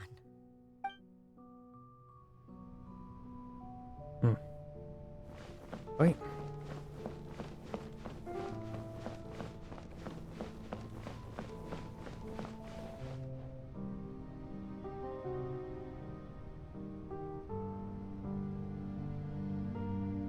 Lady Furina, here are the latest hydrological reports. As for the specific parameters you asked to take note of, I'm afraid things still don't look good. I see. It's as I thought then. As your god, I did already expect this, but I wanted to see how far your human wisdom would allow you to analyze it. All manner of signs indicate that the prophecy will still come to pass. Forget it. That's not something you need to worry about right now. Well, as I understand it, the Fontaine Research Institute is also trying to find a way to counter the rising water levels. Really? Have they found anything? I'm afraid that they haven't found any effective solution thus far. Oh, is that so? Well, no wonder. This issue has reached the realm of the gods after all. Still, their spirit is praiseworthy. Whole lot of nothing. Who built the gate? Was it the Archon that built the gate? I don't remember who said that built the gate. I haven't had a moment to breathe this whole time. But it's good to see that everything's getting on track. There are no longer any voices of suspicion. Maybe this is fine. I just need to keep going, and everyone will be saved. Alright, Furina, don't think too hard about this. You need rest. Tomorrow's a new day. Scene 4, Opera House.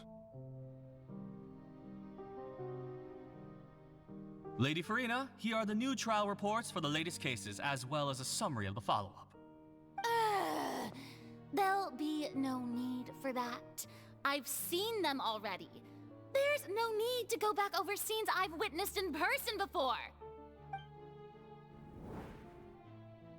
Lady Furina, I've waited so long for this chance to see you in this manner. Indeed, my dear, loyal citizen. This joyous moment is an honor for us both. Lady Furina, we're detecting significant hydrological anomalies near Poisson. Understood. Keep monitoring. Keep me informed should anything come up at the Institute.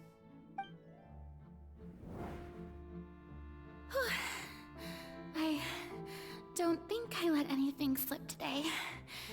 I must show the people that there is nothing to worry about. I just don't know when these days will end. I feel utterly exhausted. Best to rest early today, too.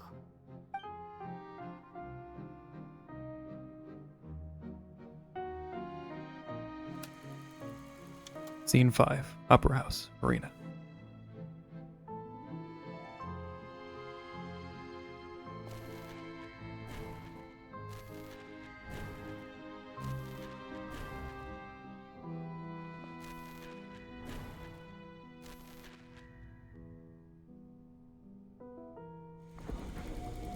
Holy fuck. Scene 182,375, Opera House, Furina. Lady Furina, it's like a dream being able to speak with you up close like this. I've heard that the first member of our family who was honored to receive an audience with you was Madame Deoteria, almost 20 generations ago. family yours is indeed. It brings me great joy to meet such a faithful believer, a descendant of a line most ardent. Surely you exaggerate, Lady Furina. My lady? What is it, good citizen?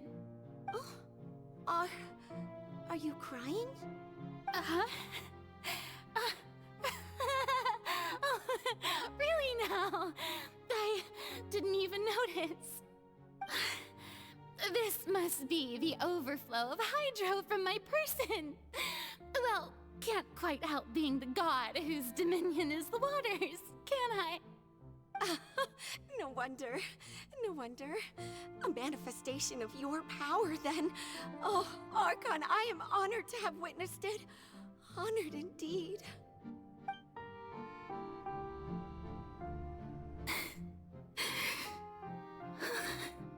So interminable.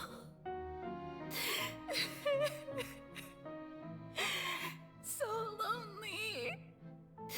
Just how much longer?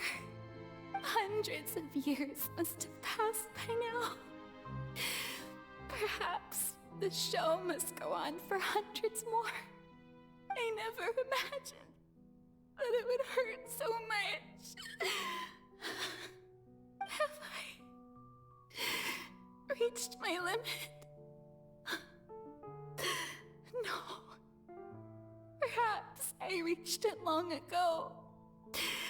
Today I didn't even notice my own tears. I want to tell someone, anyone, about this. But would that not destroy all I've done so far?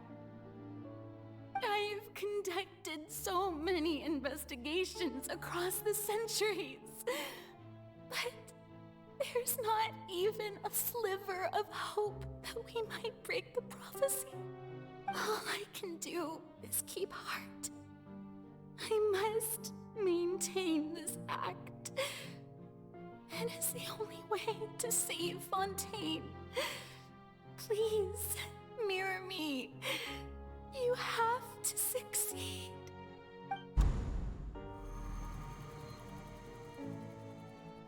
Scene 182,376, Upper House, Furina, and... Ooh. And me? Furina, you don't have to shoulder this burden alone. Although I don't know what you might be keeping from everyone. Your people are more than willing to share your burden with you. That's my voice. Is this scene from when we were within that giant magic box? This is great. I didn't think that this scene would replay in her inner world. Surely I'll find out what she wanted to tell me this time. Share my burden.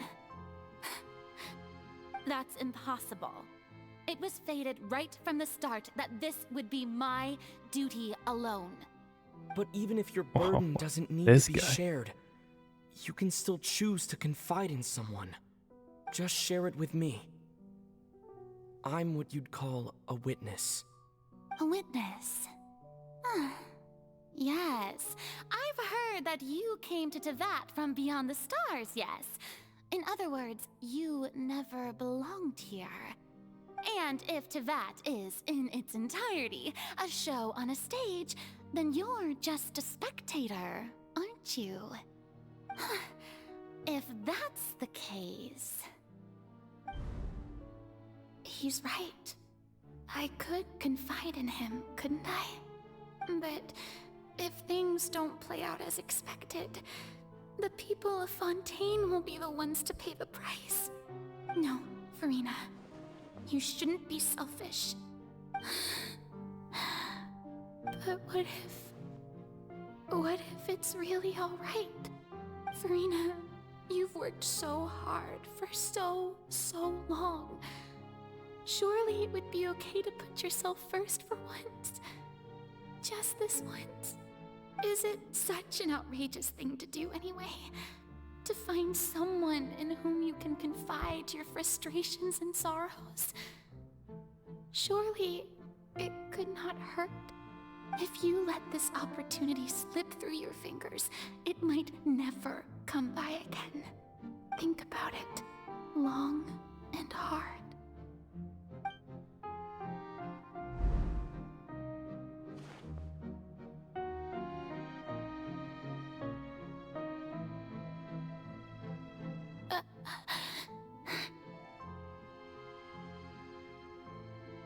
No, I have nothing to say.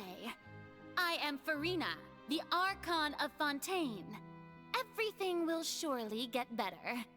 All you need to do, dear spectator, is to witness my performance until the curtains fall.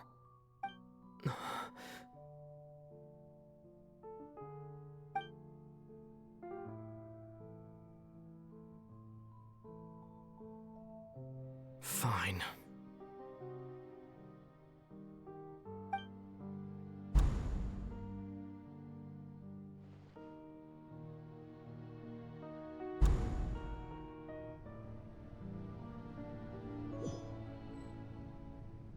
So even Furina doesn't know the truth?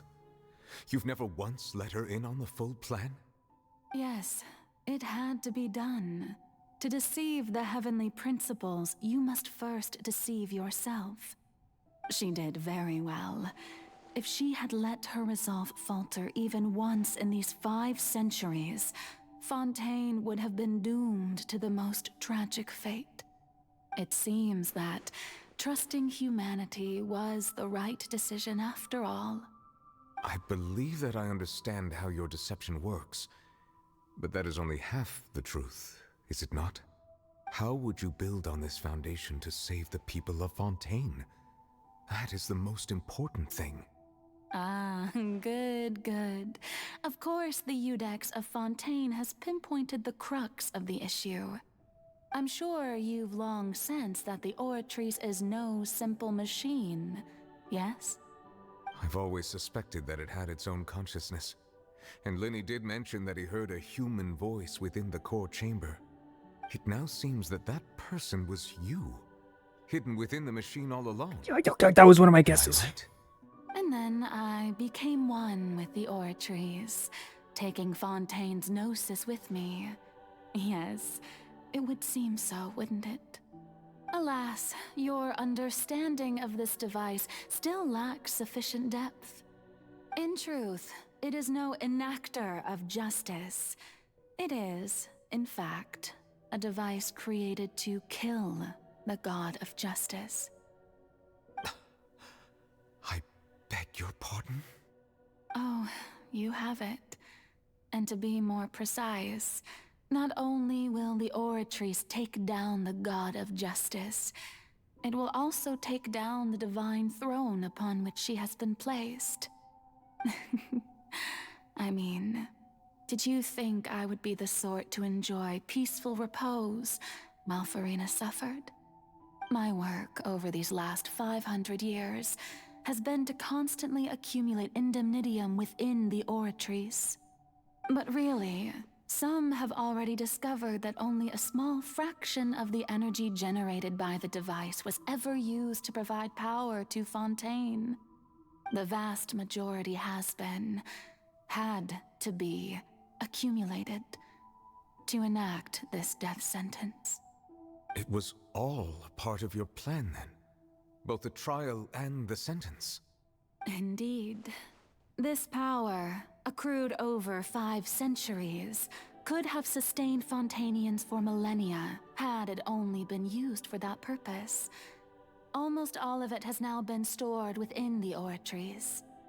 But only power of this magnitude could hope to destroy the Hydro Archon's divine throne, shaking the rules established by Celestia, and breaking through the institution that is the Seven.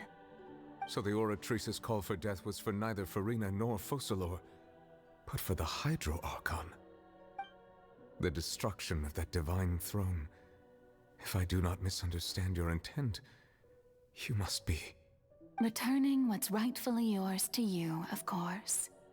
In other words, this was all done to return the authority of the Hydro Archon to the Hydro Dragon of this planet.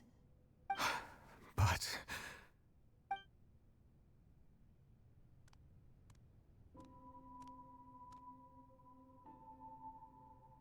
Oh, what? Getting sad again, are we? The authority of the ancient dragons shall soon be yours once more, O Hydro Dragon Sovereign. And this is the face you make.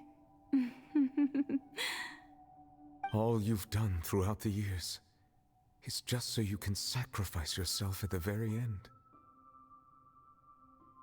I've never quite seen it that way, you know. Even now, I'm quite pleased at how well my deception worked.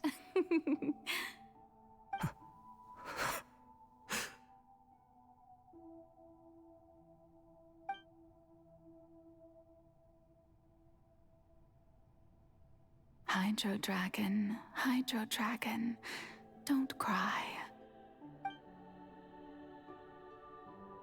I must say, had it been within my rights, I would have loved to judge the heavenly principles themselves. Were they not guilty of essentially the same crime? Egeria stole the power of the primordial sea, and the heavenly principles stole the power you ancient dragons possessed. I, for my part, am the god of justice. And is it not just that your original powers should be returned to you?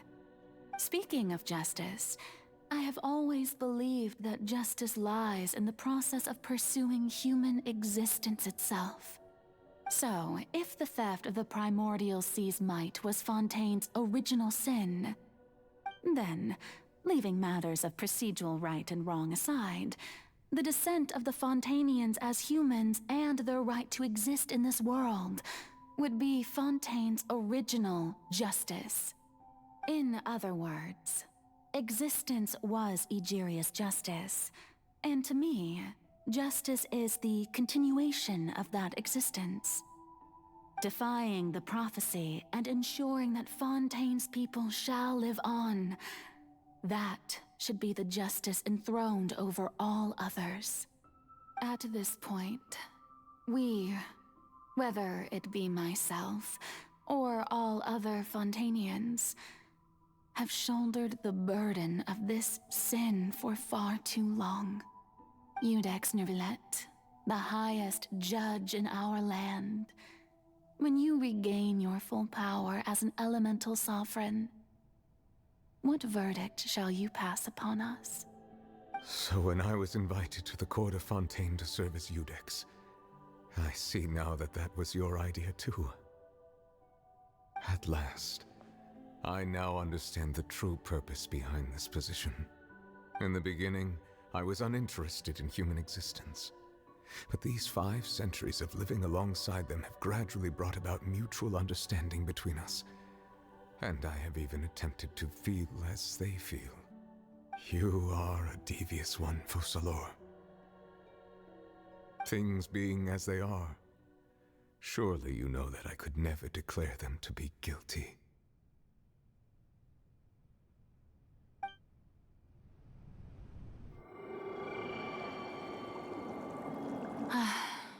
The hour of my execution is almost here. For the sinner, the curtain call has come. I know I may not sound it, but faced with death, I find myself a little afraid. Perhaps this is one thing both gods and humans have in common.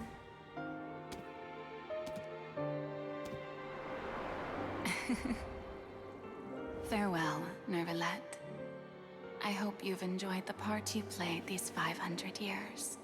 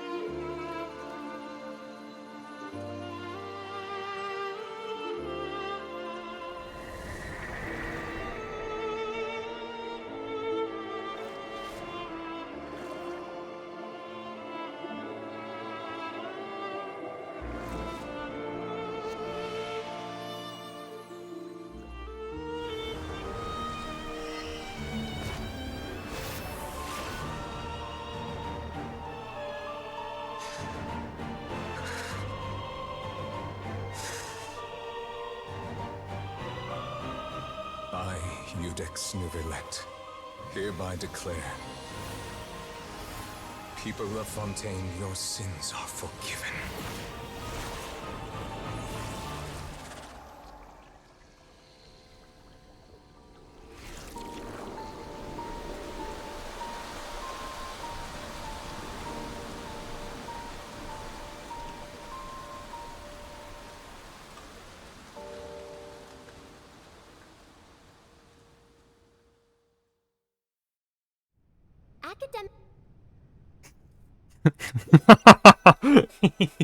Fucking. We're in the cutscene there. What just happened? Has the death sentence been carried out? Was that bright Auto light lock some on, bro. sort of misdirection? I have a feeling that something huge just happened.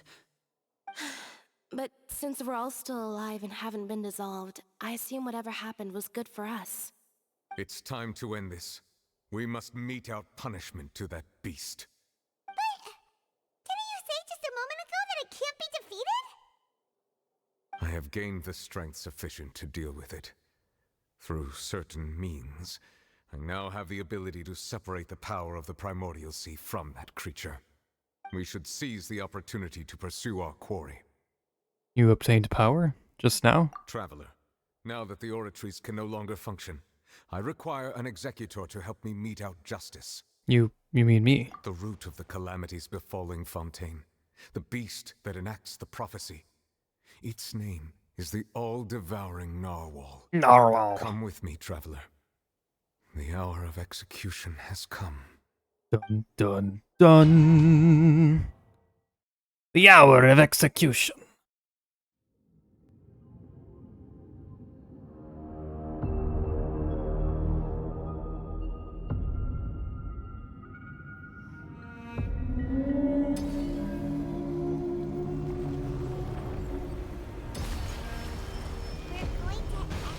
Up.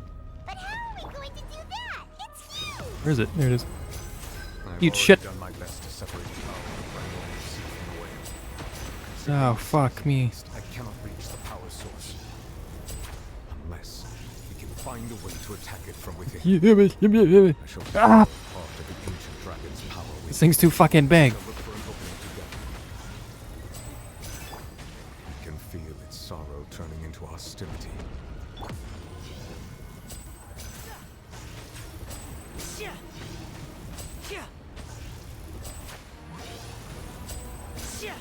And voila! I know what it's doing, but I don't like it.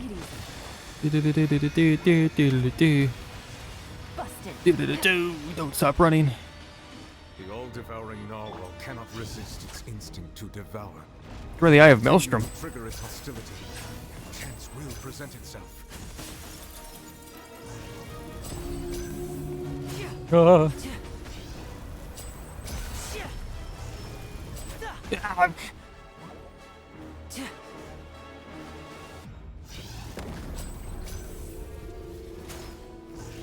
So far away. Holy shit! Fuck me. What are you? Get off me. No.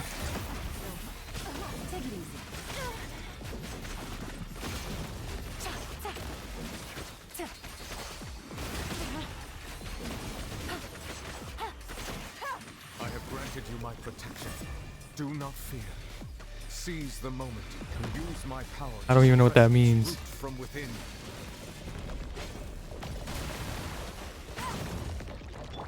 And let's get this show on the road.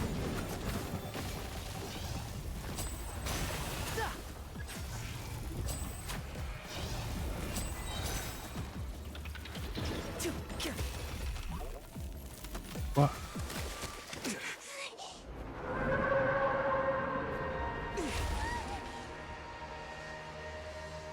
Kill him now. Do it.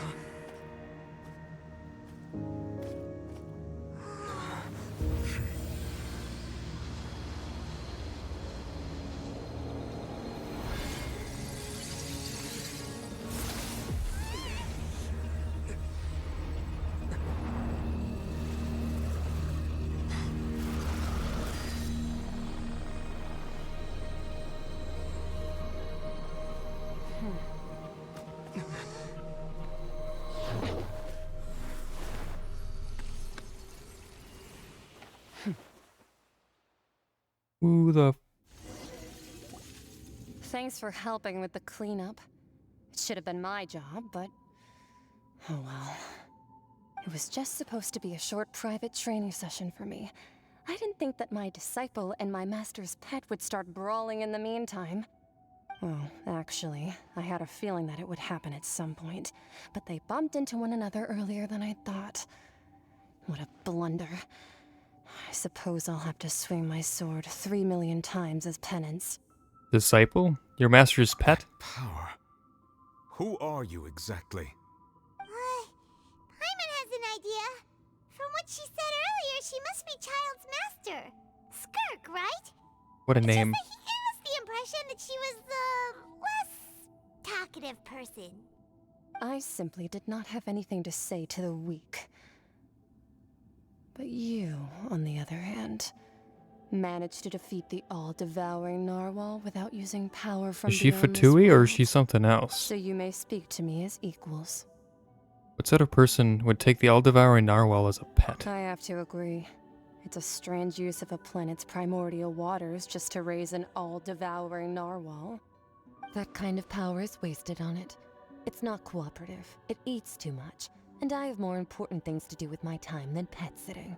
The only thing that creature has going for it is its looks. All in all, it fails as a pet. Miss Skirk? I think you might have missed the point. The point being? Well, being that this pet almost destroyed an entire nation. So what sort of person is your master? Well, Child's master's master. Wait, is that right? Oh, right. So you don't know him. Sorry, I assumed When is she you going to be a did. playable character? His name is Sertologi. Bertologi. Who? I am unfamiliar with that name. Huh. So Master isn't sufficiently famous. How should I describe him then? Have you heard of the name The Fowl? The Fowl? Still nothing? Well, how about the Visionary? Vetterfulnir then? Or Gold Rhindaughter? Ooh, that one we've heard.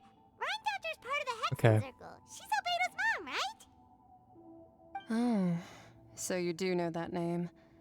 To be honest, I also heard all of those names and titles from my master. I don't actually know them either. But I suppose you understand now, yes? My master is likely a similar sort to Rhindaughter.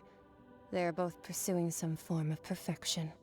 Wait, didn't you also mention a visionary person? Paimon didn't quite catch their name. Actually, never mind that. I believe it expedient to inform you that the all-devouring Narwhal used up nearly all its strength fighting you. Such roiling hydro energies will prove difficult for the planet's deep seas to digest. As such, the Fontaine back on the surface has most likely been thrown into chaos. In other words, the prophecy that you've been fretting over should now be in full swing. What? No. There's little to be surprised about, Paimon. It's natural after all. The prophecy will surely come true. We knew this, and accepted it. However... Not to worry. Focalor has already managed to deceive the heavenly principles.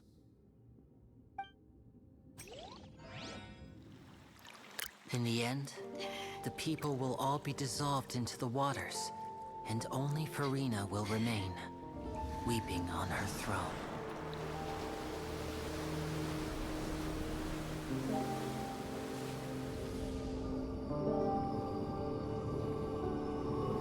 Only then will the sins of the people of Fontaine be washed away.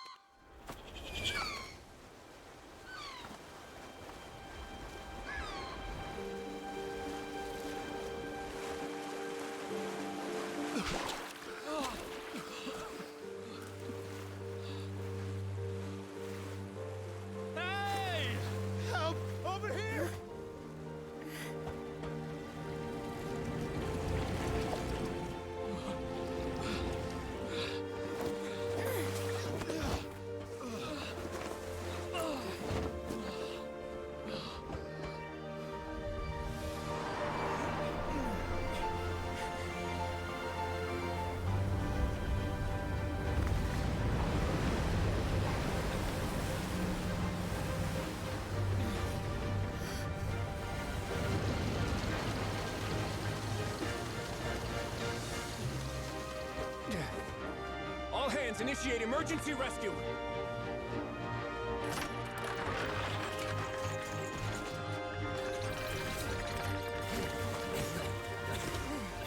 Hurry!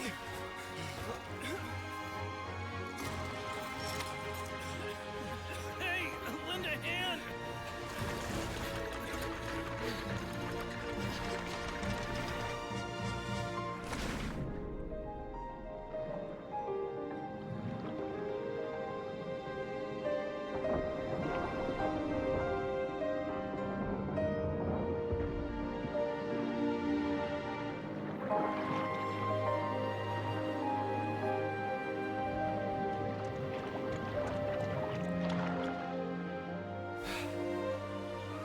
Look! The water's receding!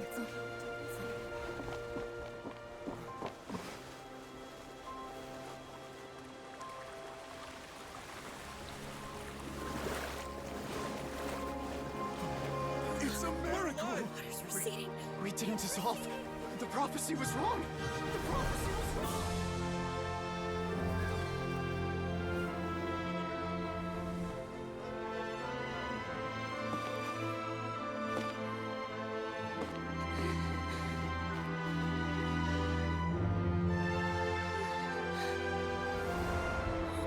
Are you alright?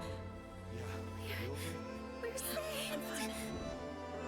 The prophecy was wrong.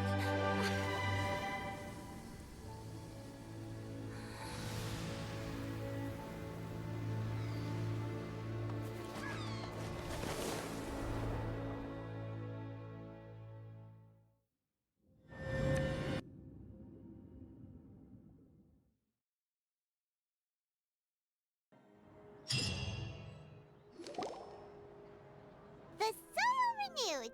The Spina di Rasula talks post-disaster rebuilding. I recently visited Poisson to meet with Miss Navia, spokesperson of the Spina di Rasula, and we spoke about Poisson's present and future. Old soil can still give birth to new bloom, Miss Navia stated. Hope is like seeing a small cookie when you're starving late at night. You just need a little of it. Skyship Winglet, lunar brain of the Fontaine Research Institute. The various disputes that have arisen on account of Mr. Edwin have suddenly become a shield over the Institute, with Jurier turning out to be a once overlooked hidden gem. People always call the first researcher mad, but few know what to call the second. And should that latter person achieve a miracle, they would find it all the harder to find a word with which to classify him and his team. Wow! Paimon barely recognizes the people in the reports. Are those really Jurier and Navia? They sound like real big shots. They might have been real big shots from the start. We just didn't meet them in that capacity. What do you think? Pretty enthralling, huh? The Steambird's idea was pretty simple. With the disaster just having passed, we would print a free edition packed to the margins with good news to calm people down. The value for these big scoops lies in their inevitable follow-ups. We'll Fight publish me. further reports. I didn't think going this would into take that stories long. behind those people. Well, I didn't think I could have wrapped it into Edwin's the assistant, finale, Jurier, created a true the end part of flagship, this. while Navia is leading people in the reconstruction of their home. I'm sure that these stories could draw even your well-traveled eye. The articles do make me curious about how things will play out. Paimon's curious too! Wait a minute. Didn't we watch everything happen from start to finish? What's there to be curious about? And The that's aftermath? exactly why I'd like you to come conduct interviews with me. You're the best incubators of news, if you haven't noticed. And also, with you around, I'm sure I'll get to see that Duke. Are you sure? Hasn't he turned you down several times already? Oh, this time will be different. Come on, let's head to Poisson first, and then make a trip to the fortress. There are some things you'll only know when you get there.